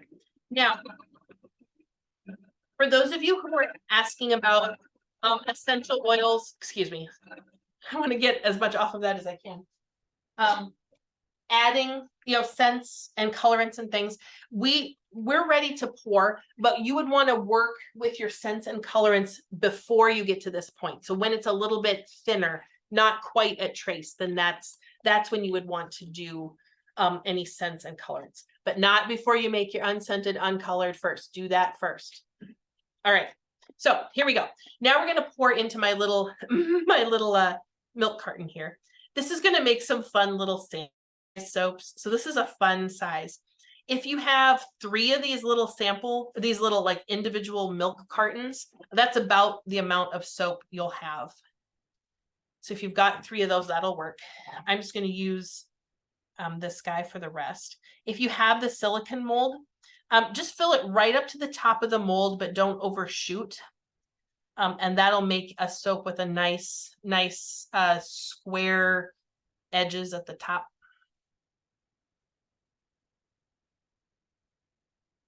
Oh, yeah. And if you're using the silicone mold, you're going to want to have something under it because they're floppy and it's hard to move the soap.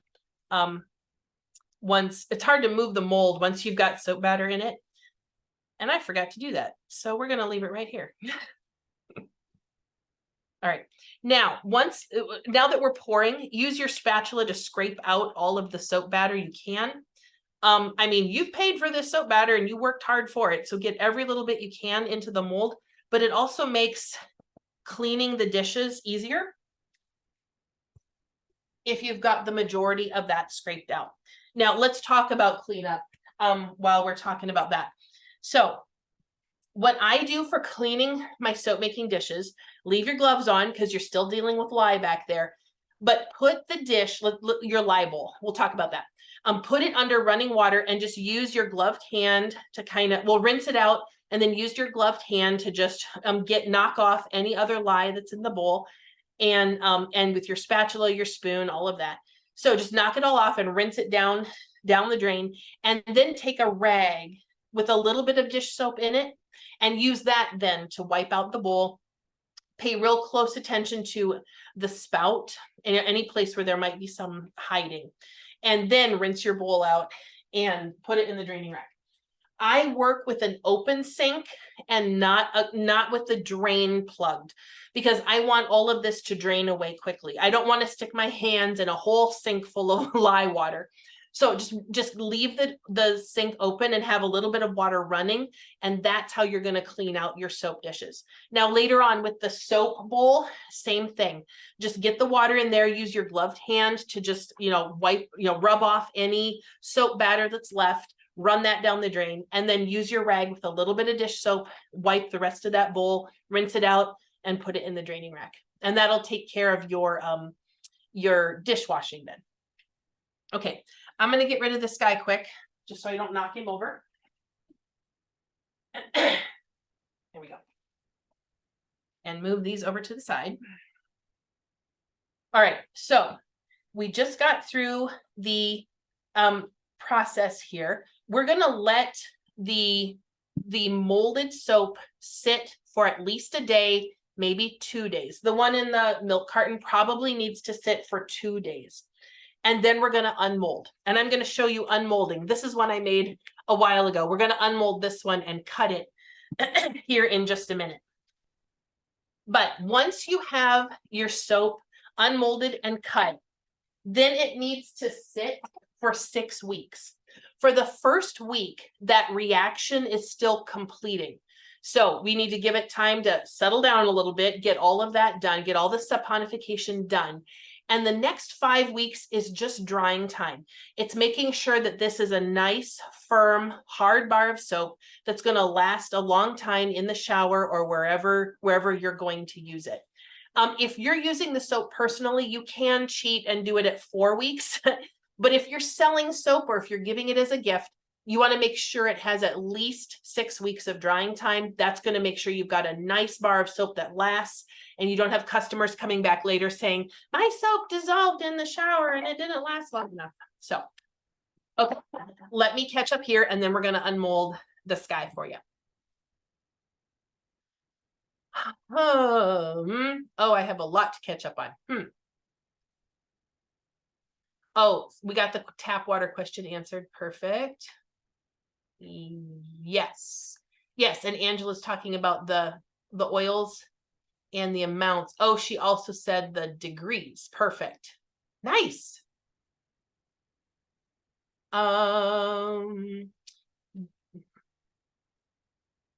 Goodness, I have so many questions to catch up on. I'm so sorry. All right. Okay, Christine is asking back a ways. When the lye is melting the cubes, does it emit a smell or a vapor? There is a little bit of a smell, but it does not have the same like lye fumes that you would have if you were mixing the milk soap is so much easier than doing it the other ways. Because if you put lye in water, it gives fumes that you need to let it like sit outside or sit by a window or under an oven hood or whatever till that all is done. And with the milk, it's just not the same. And I think that's partly because it's at a lesser temperature, but also partly because there's just something with the milk that doesn't emit those same fumes. So yes, there is a smell. If you got right down by it, you could smell it. If you just set it away from you, it goes away very quickly. All right. Other recipes that don't contain allergen oils, absolutely, you can adjust. And especially if you have an oil that I'm using here that you need to avoid, we can absolutely do that for you. That's something that we deal with a bunch in our membership, which we're going to talk about in a bit. It's a monthly membership, and we talk about all those kinds of things with our soap making, especially if there's a specific thing, if you need a specific recipe for that. Yes, it is possible to do that. But remember, when you're swapping oils, we have to figure out the lye and the goat milk side of that equation as well. So you're going to need some assistance with that. The oils and amounts, and Angela took care of that. And the distilled water. Can we use the KitchenAid blender plastic shield on the top of the bowl? It's hard plastic. I would think so. A KitchenAid blender. Are you talking about, are we talking about a stick blender yet? Or are we talking about like a blender that's a pitcher? Maybe. I've never thought about using an actual blender to make soap batter. It would make me a little nervous because in any blender I've used, all the stuff you're blending goes up to the top of the pitcher. So if you're actually talking about a blender, I would say probably that's not your best tool. I would invest in, the $20 in a little stick blender and then just have it be just for soap making. The hard plastic is fine, but I'm questioning if it's actually a blender, that's probably not your best tool. Is it possible to overmix the batter? It sure is.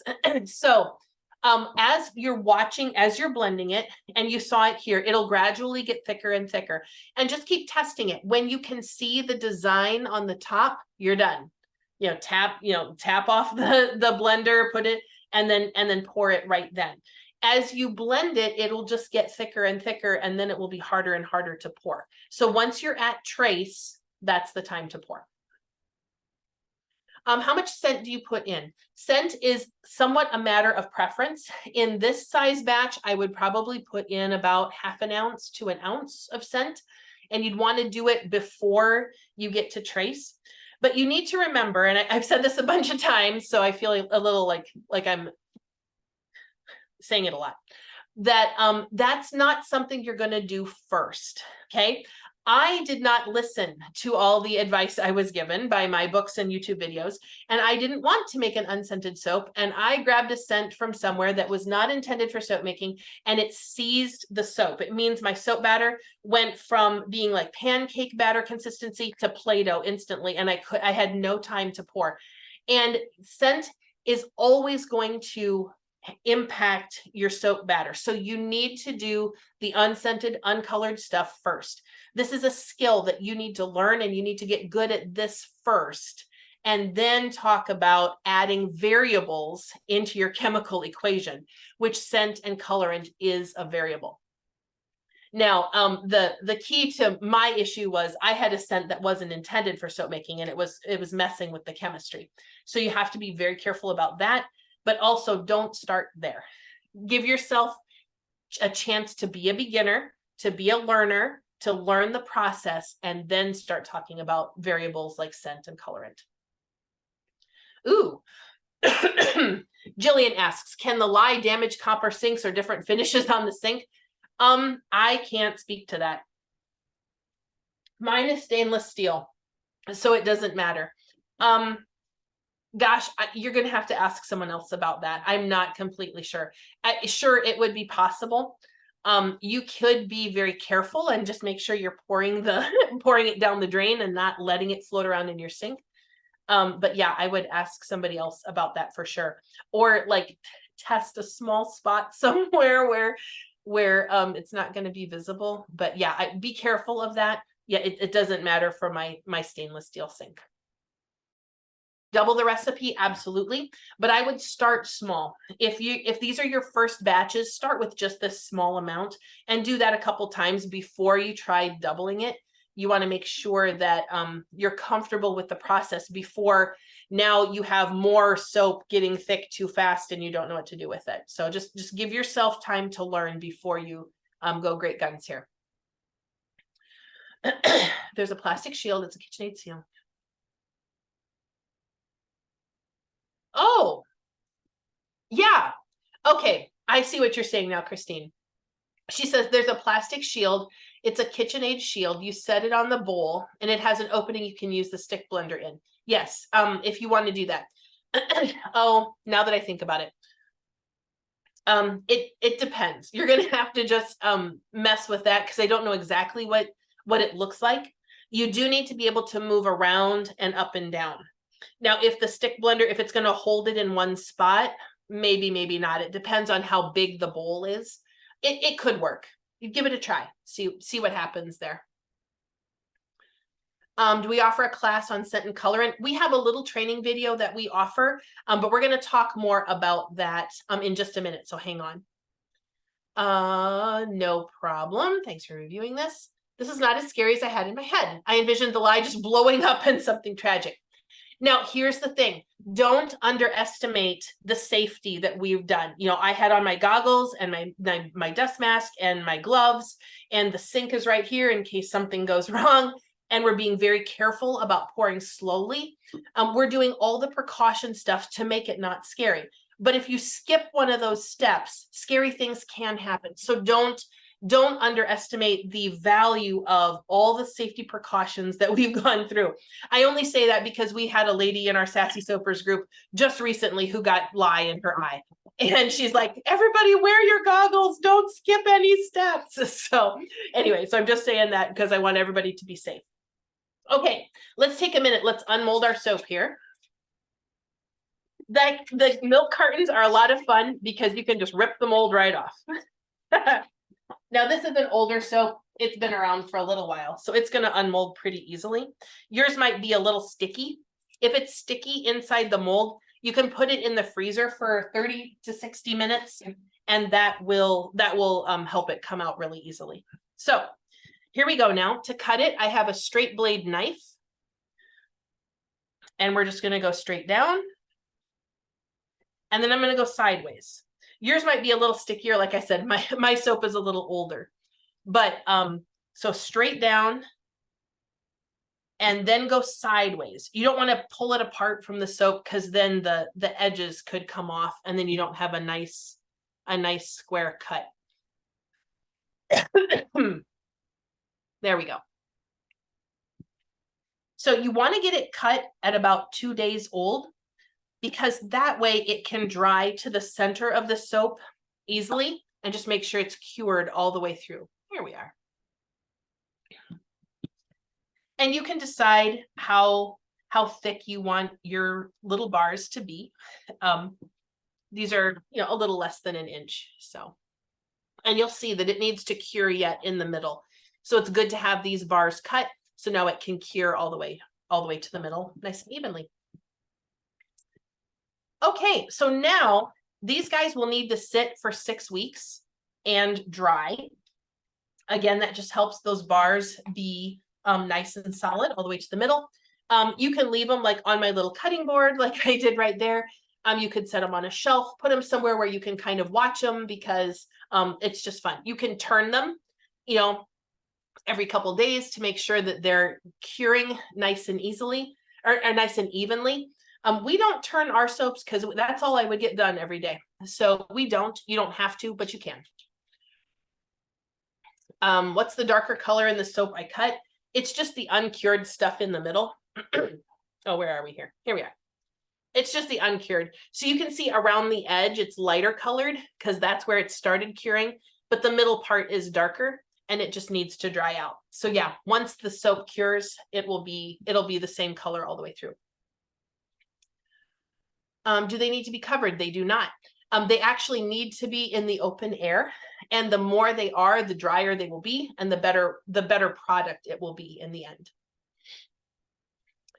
I'm no longer wearing my gloves. Yes. So when you're cutting the soap, add a day or two.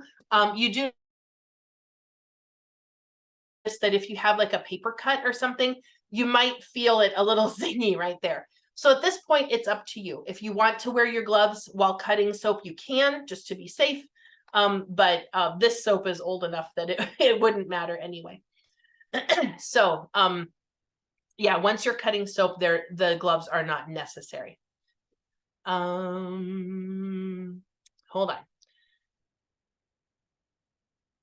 on. If you're using the mold and then after 2 days you pull them out so both sides can cure, correct? Yes, that is correct. So like these in the silicone mold will just pop, like these just turn inside out. That's how you would just take the mold and just push it, push it from the bottom and the soap will just pop out.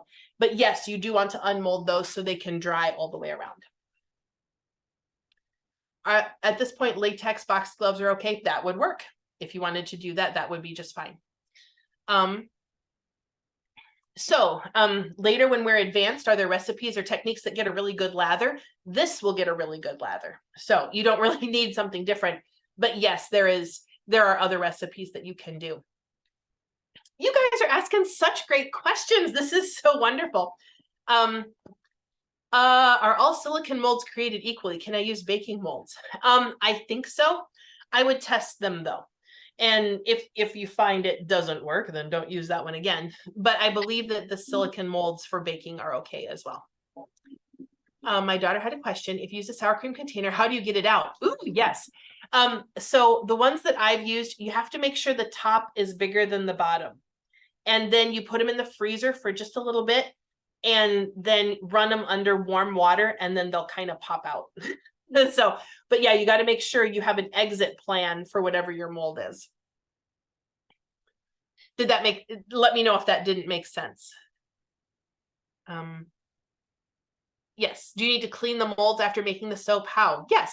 So funny thing, when you make soap in the mold and then you pop them out, it's soap. So you can just use that. I mean, you can use something else if you want, but I just scrape any chunks that are left on, like if there's a drip or something from somewhere, scrape that off and then use the same technique. Use a dishcloth with just a little bit of dish soap in it and just wash it. You're going to want to make sure you get whatever soap out of this because the next time you make soap, that color will transfer. So, or, you'll see the chunks or whatever. So yeah, you do want to do that. Okay, perfect. Soda ash on the finished product. Yes. So, with your, okay, I'm going to grab this little guy again. So with this mold, soda ash is the lye reacting with the humidity in the air while it's still dry or while it's still firming up. So for the first little bit here, soda ash is an issue. So what might happen on my silicone mold over here is there might end up being this like white filmy stuff on it. And all it is that reaction. The lye like drew minerals out of the air and stuck them on top of the soap. It doesn't change the quality of the soap, but it isn't pretty. So in this mold, it doesn't matter. Well, here I can show you with my little cut bars. So if this top part got soda ash on it, because that's the only exposed part, no problem, cut it off. And now your other bars are just fine. And they're not going to get soda ash on them because they're already hard. But if you have a silicone mold where the top is exposed, you can spray it with, like I have a little spray bottle here that has rubbing alcohol in it. And you want the stuff that's a higher percentage. So it's like 98 or 97%. I don't remember the percentage for sure, but it's really high.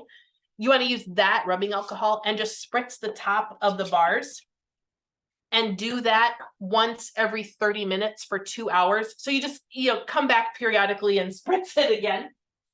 And that will keep the soda ash from happening. All you're doing is you're creating a barrier between the lye and the humidity in the air. And then that will keep that soda ash from forming. However, if you have soap that already has soda ash on it, You can use a steamer like you would use for, you know, fancy dresses and stuff. Use that steamer and just steam the tops of the soaps that are already have soda ash, and that will dissolve the soda ash for you. You do the alcohol as the soap is setting up. So like right now, we just poured this soap. I would do it now. I would do it in 30 minutes, at an hour and a half, and 2 hours, and then we should be good. But so it's just as the soap, when the soap batter is still kind of liquid or doughy, you know, that's when that's going to form. Okay, no problem. All right, perfect. So at this point, you might be saying, gosh, this looks like fun. I can't wait to give this a try. But you might also be saying, I want more, because there are fun other soaps I've seen people make. Sometimes they use colors and fun scents and different things. And I want to know how to do all of these different kinds of soaps. How do we get these fun projects going? And we have an opportunity for you. Here, I'm going to show you the Applejack peel, because that's a fun swirl too. So we have an opportunity for you. We have a soap making group called Sassy Soapers, where we make a different project every month. It's a fun place for people to continue their soap learning and just continue down the process. We want to help you keep moving forward in your soap making, because unscented and uncolored, that's a great first step, but there is a lot more fun out there as well. So we want to keep you moving forward by making it easy and fun. So in Sassy Soapers, we do a different project every month. Let me show you a couple. I just let you peek at a couple of them here. But we have done lavender orange. This is a swirly soap that has essential oils in it, actually. Got a couple little flowery petal things on top. This is oatmeal chamomile. This is another essential oil one. Just has a light exfoliant. You can kind of see the texture to it there. Cafe latte. This is a fun one. We did this one this past winter. The layers, we used the scent and colorants to make the layers. And you can see there are coffee grounds in there as an exfoliant, and then a coffee bean on top. So that one is kind of fun. If you like Starbucks, this is like straight up Starbucks smell. So that one was fun. Coconut lime verbena.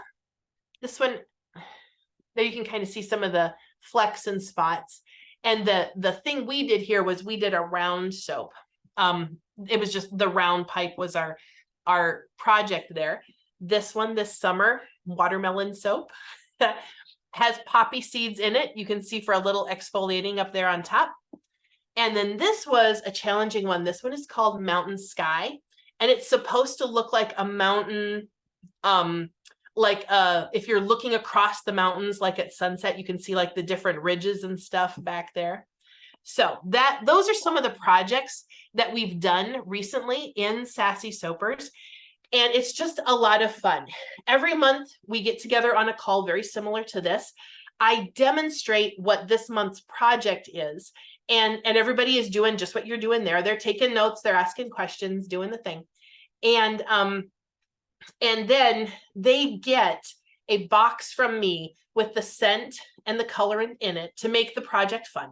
They need to have what we did today. They need to have the olive oil, the coconut, the palm oil, the goat milk, and the lye. And I send them all the other stuff to make the project fun. So like for our cafe latte soap here, I sent them the scent, the colors, and then the coffee bean on top.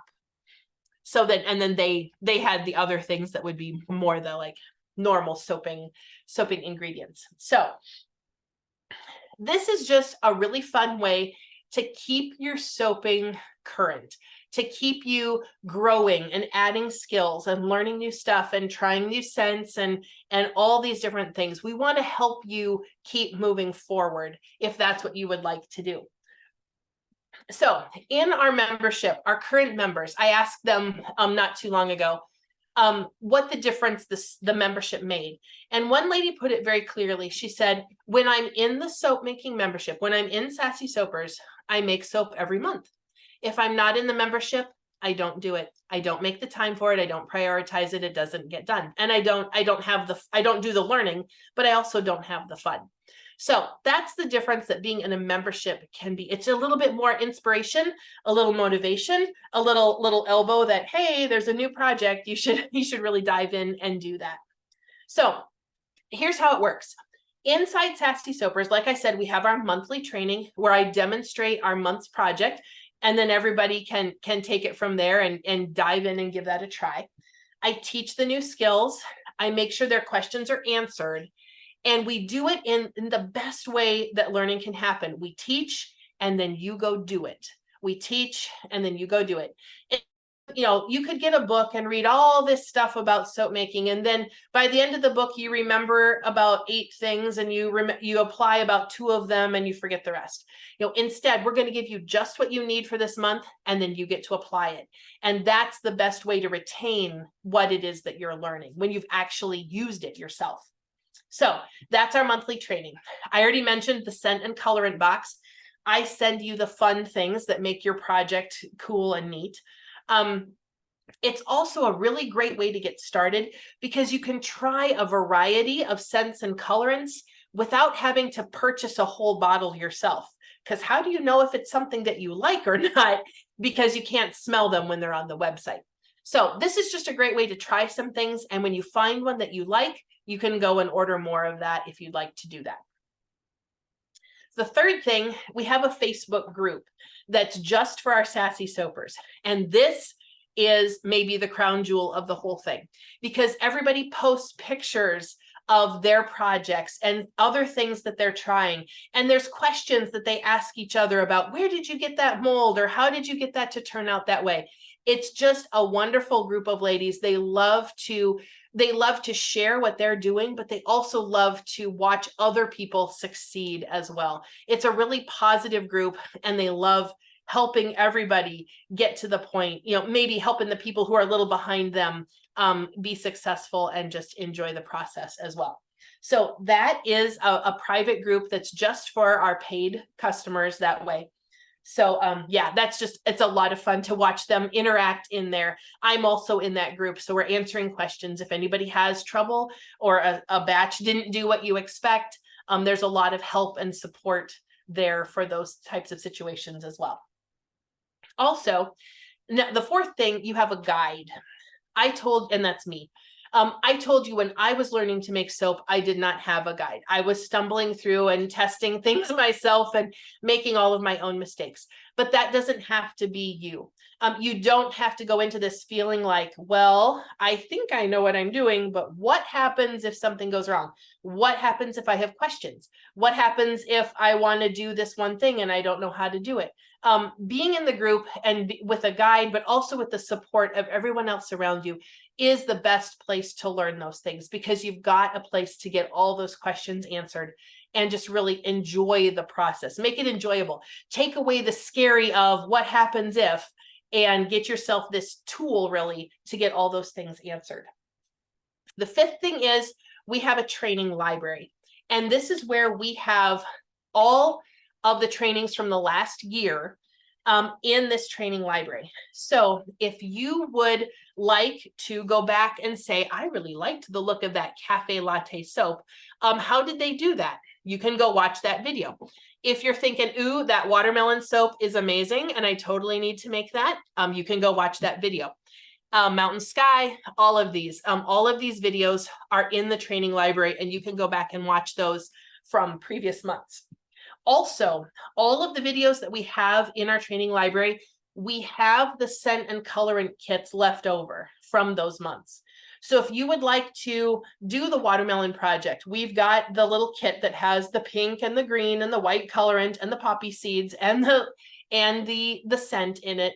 So you can purchase that. That's on our soap making supply website. So if you want to do those past projects, we have the stuff. The training is there. You can have all of that. When you are a member of our Sassy Soapers. So we have something also that's going to be brand new for you guys in this class that we haven't done before. We're also next week going to have 2 orientation calls. that are just for you coming into the group. We want to make sure you know where to find the stuff. You can log into where the places you need to be, that you have all your questions answered, that you know, like when the boxes ship and when will I be billed, and all of these questions. We want to have a special time for you guys to ask those and to get those questions answered. But we're also going to do a special project just for you guys, and that'll be next week. We're going to do the coconut lime verbena project, but it won't be a round soap. So it'll be a specific project just for you guys. So in those 2 calls, we're going to help you get started with scent and colorant, get started with your next soap making project. And yeah, those then will be next week. So those are brand new. We've not done that before, but that's going to be something special we have for you, just for you guys, just for the people who have been in this call today. Later. So our deal then for today is our normal monthly price for Sassy Soapers is $57 a month. It includes the monthly trainings, the box, the actual physical box that you get mailed from me, the Facebook group, the support of all of those people, the training library, the orientation calls, all of that is included in your monthly fee. But because you've been in the class with me today, we want to give you a discount on your first month. We want you to jump in and try Sassy Soapers and just see if this is something you would like. Just try it on a little bit. So for being here today, we want to give you $15 off your first month. So your first month will be $42. After that, it's $57. But the first month, we want you to be able to give that a try. So it's $42. And if you join Sassy Soapers in your first month, we want to send you a soap there as well. So this is the lavender orange soap, one of the first ones that I held up earlier. And you will get a bar of this in your first box, in your first Sassy Soapers box. Because again, we want to get you using the product, realizing that your soaps won't actually be ready for a little bit. So that'll be in your first box. But we have something extra special if you join today. Join our Sassy Soapers group today. We have a $20 gift certificate that we want to email you that you can use in our soap making shop. So in our supply shop. So if you want the watermelon kit, you could grab that. If you need a special stick blender, you could grab that. We've got a few of those as well.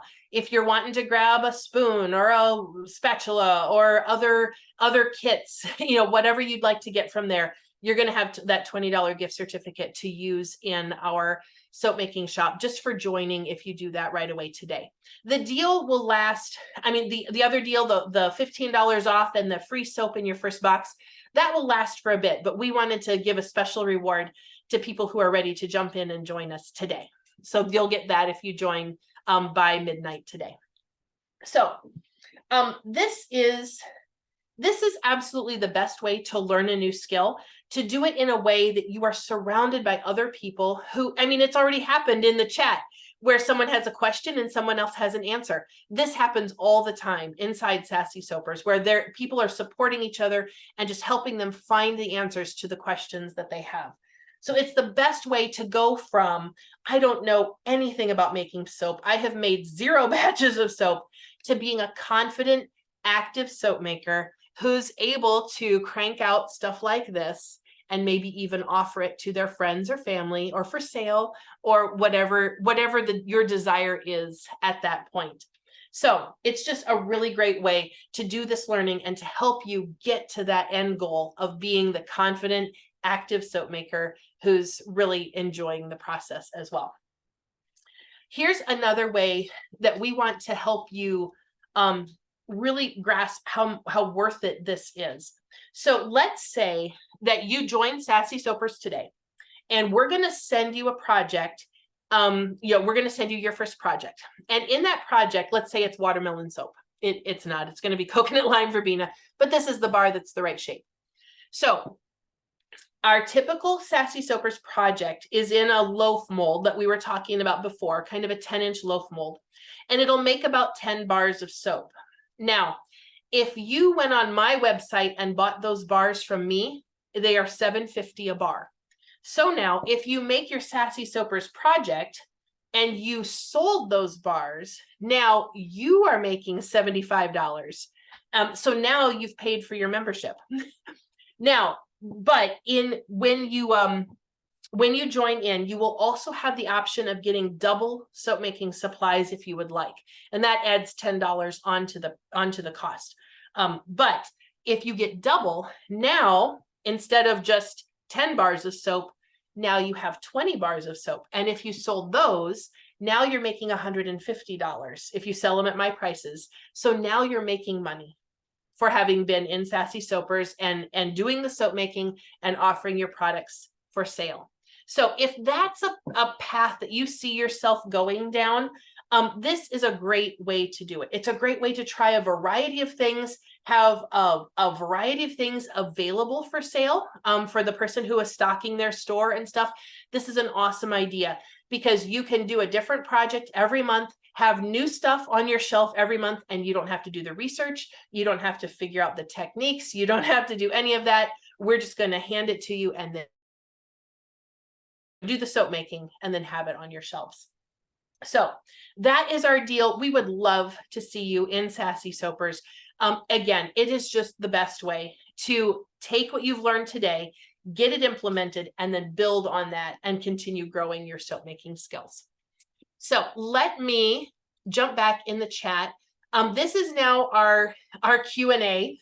And I know we've gone through a lot of questions already. You guys have hung in with me for a long time. Thank you for still being here. But I'm going to answer any questions you've got left about the soap making, about the goats, or anything about Sassy Soapers.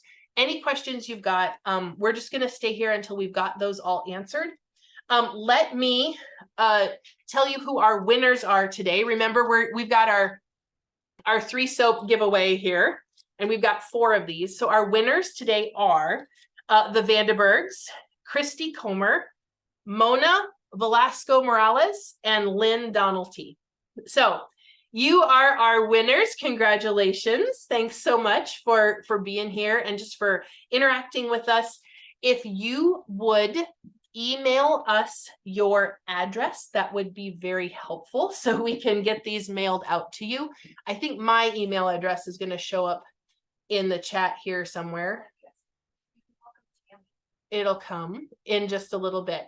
Oh, welcome Tammy to Sassy Soapers. I'm so excited when people join right away. It just shows that they're really interested in taking this further than just what we've learned today. So awesome. Welcome Tammy. So excited to have you in Sassy Soapers. I gotta back up. I gotta back up till I find questions.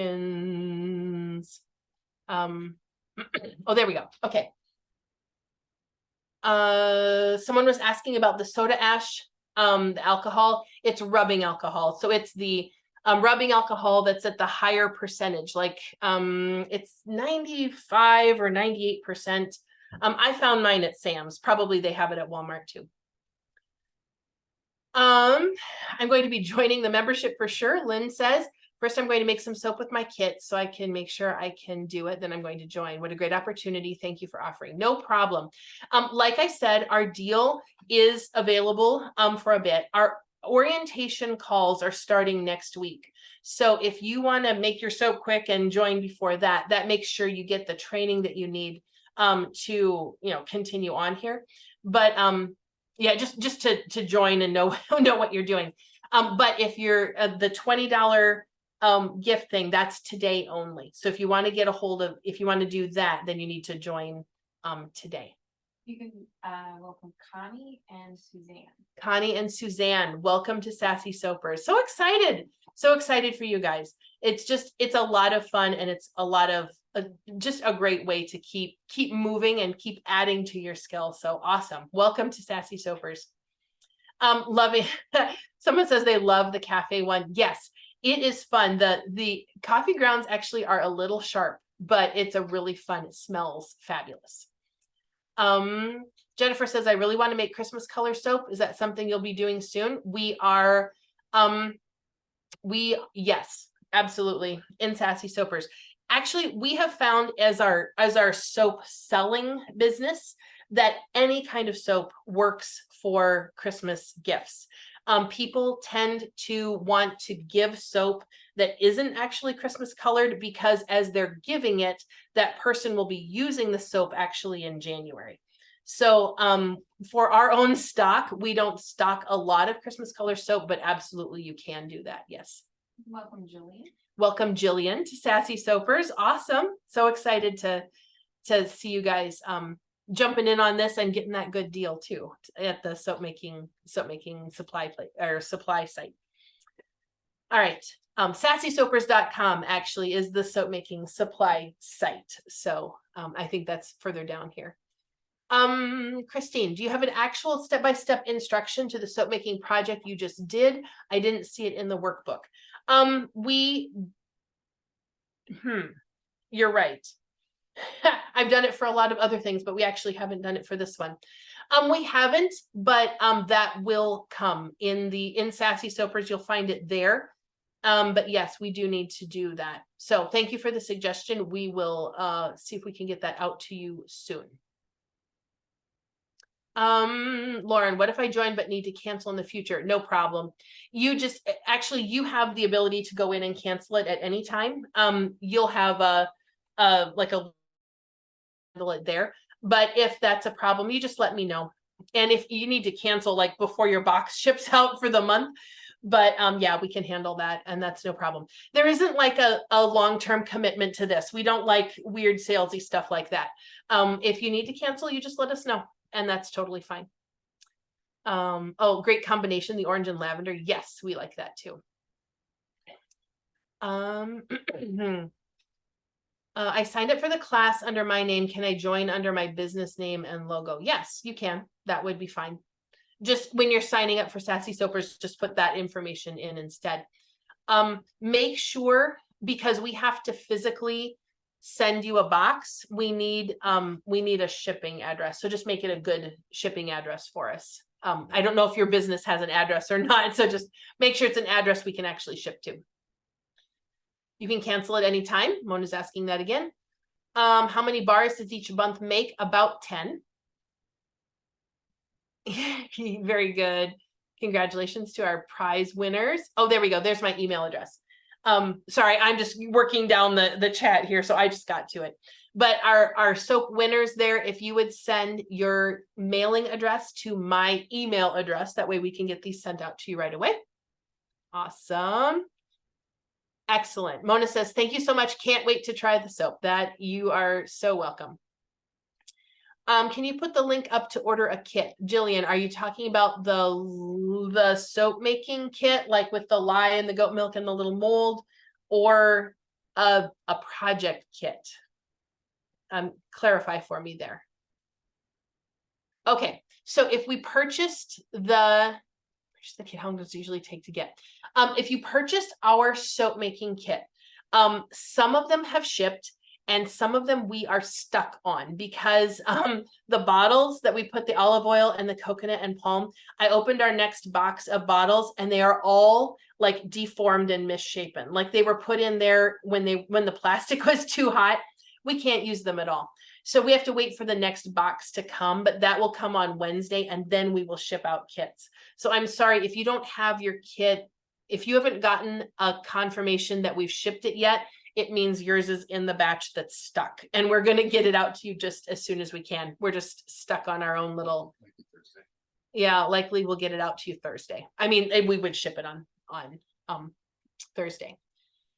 Rayanne says, I'm going to join Sassy Soapers. Perfect. Can't wait to see you there. Julie says, it's warm in California. My coconut oil liquidated while sitting on the kitchen counter. Does this oil and palm oil have to be at 180 degrees? Yes. So you need to have it at that temperature because that's the piece that adds enough heat to the soap batter to get the whole batch to 100 or 120, which is a great temperature for soap making. So yes, you do want to heat your coconut oil, even if it did, turn into a liquid on your counter. That happens here sometimes too.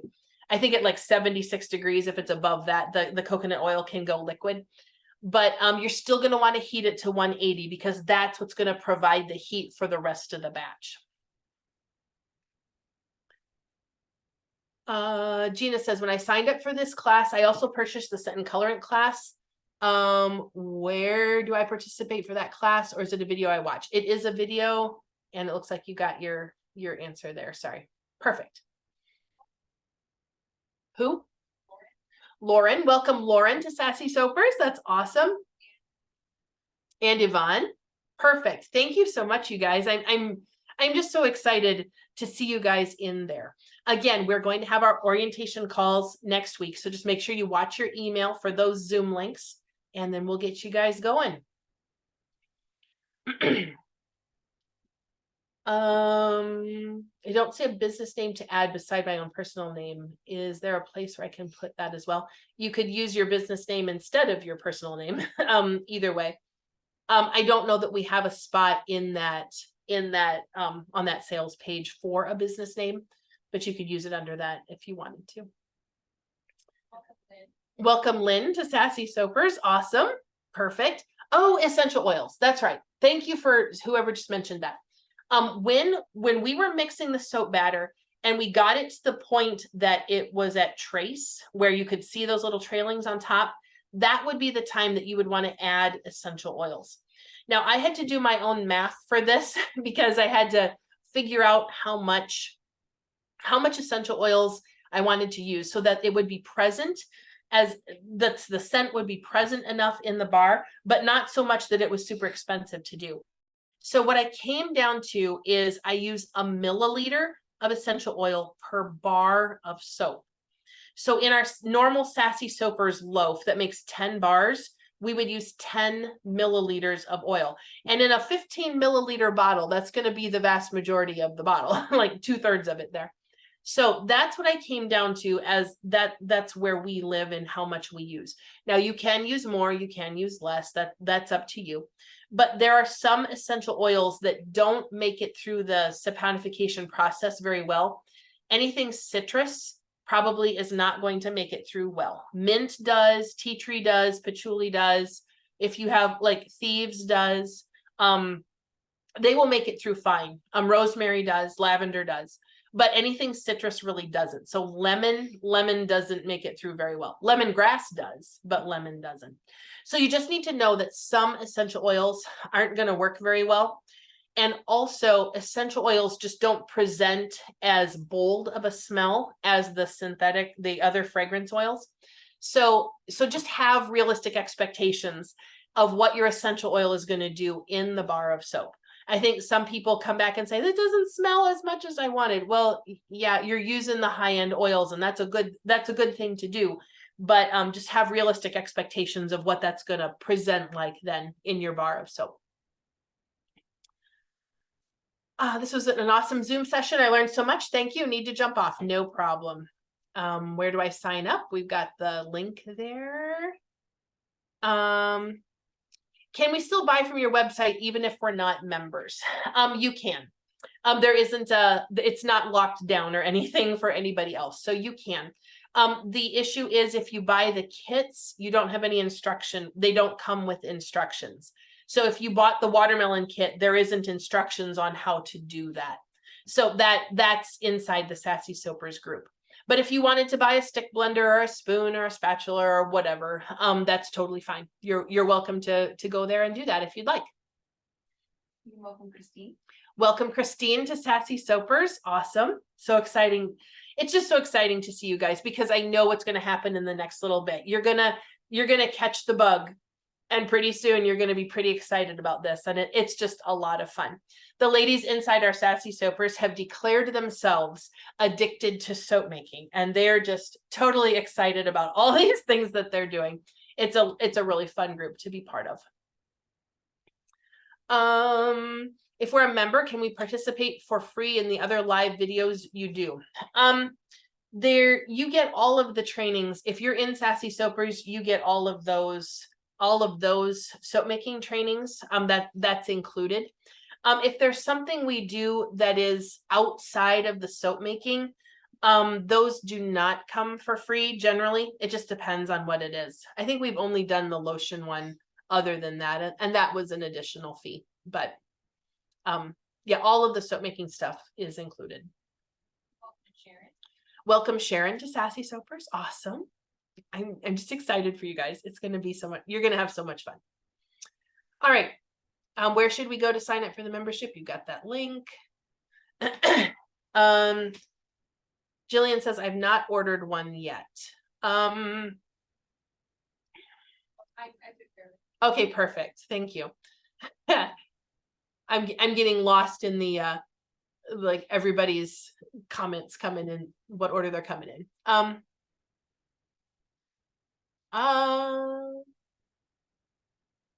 Okay, perfect. Andrea got to that one too. Okay, put the link up to order a kit. Yes. Awesome. Lynn says she just joined and ordered the double amount too. Perfect. What a great deal for $10 more. Yes. So we want the people who have joined Sassy Soapers, and that if you want to get double, we're giving you a really good deal on that kit, that second kit, because we just want people to really get the most benefit for their membership that they can. If you order additional kits later off the website, they're not quite that cheap. But that first one we want to give our members a really good deal that way.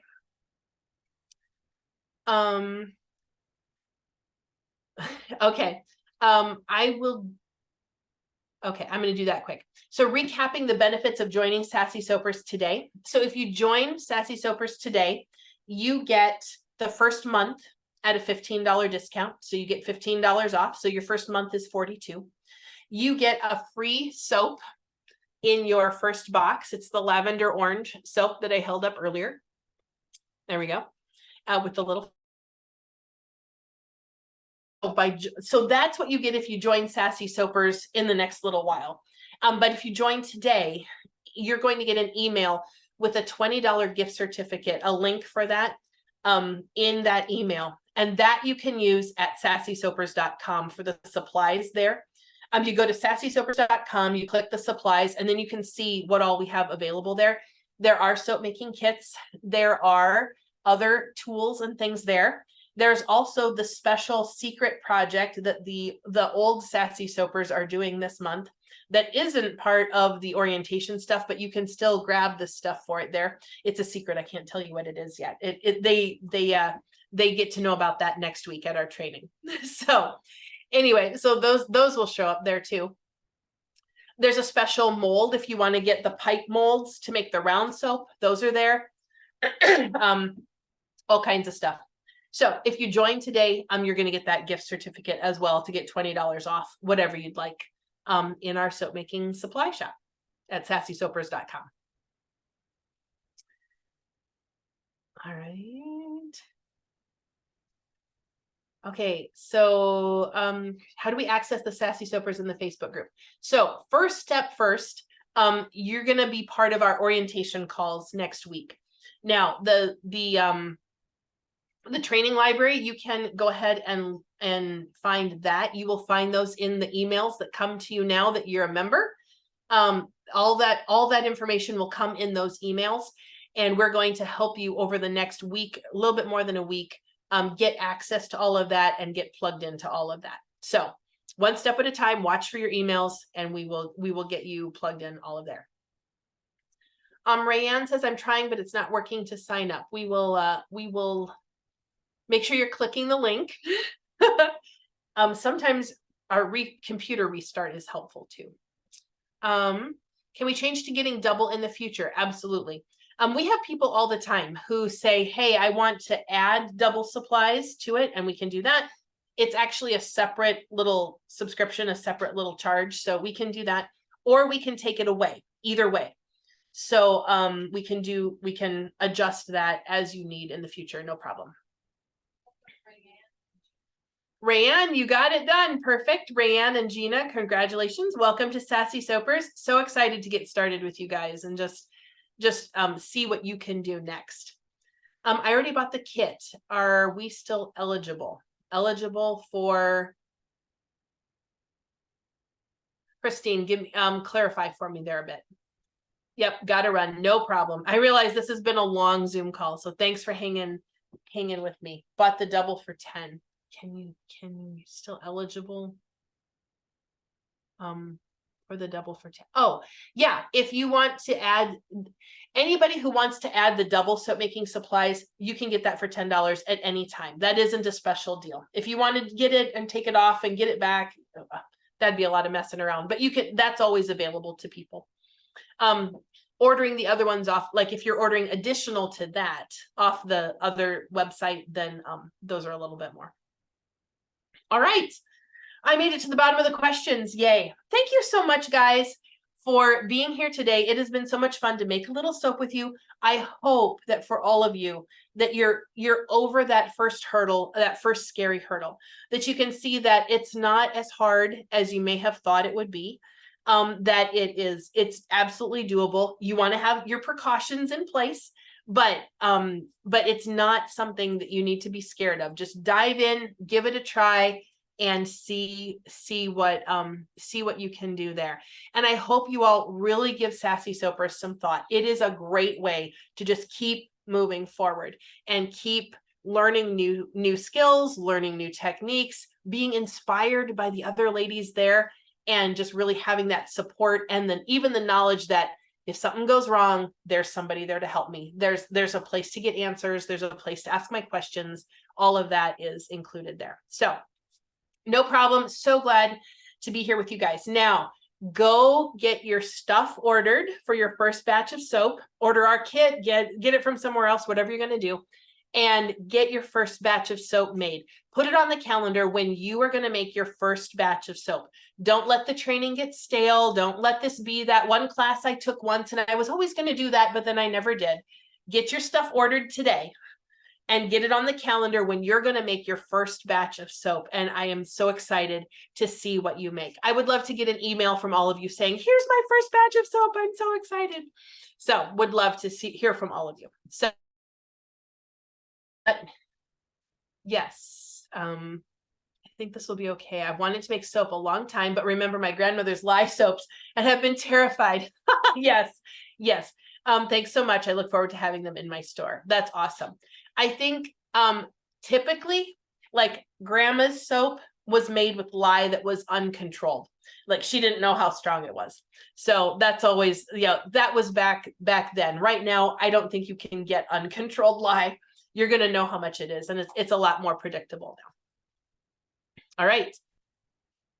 Lynn says, good idea. I have a planner that I use daily, going to mark my soap making schedule in there. Absolutely. Perfect. So be sure to stay in contact. We would love to hear from you all, and just let us know how that first batch of soap went. We would just love to hear from all of you. So have a great afternoon.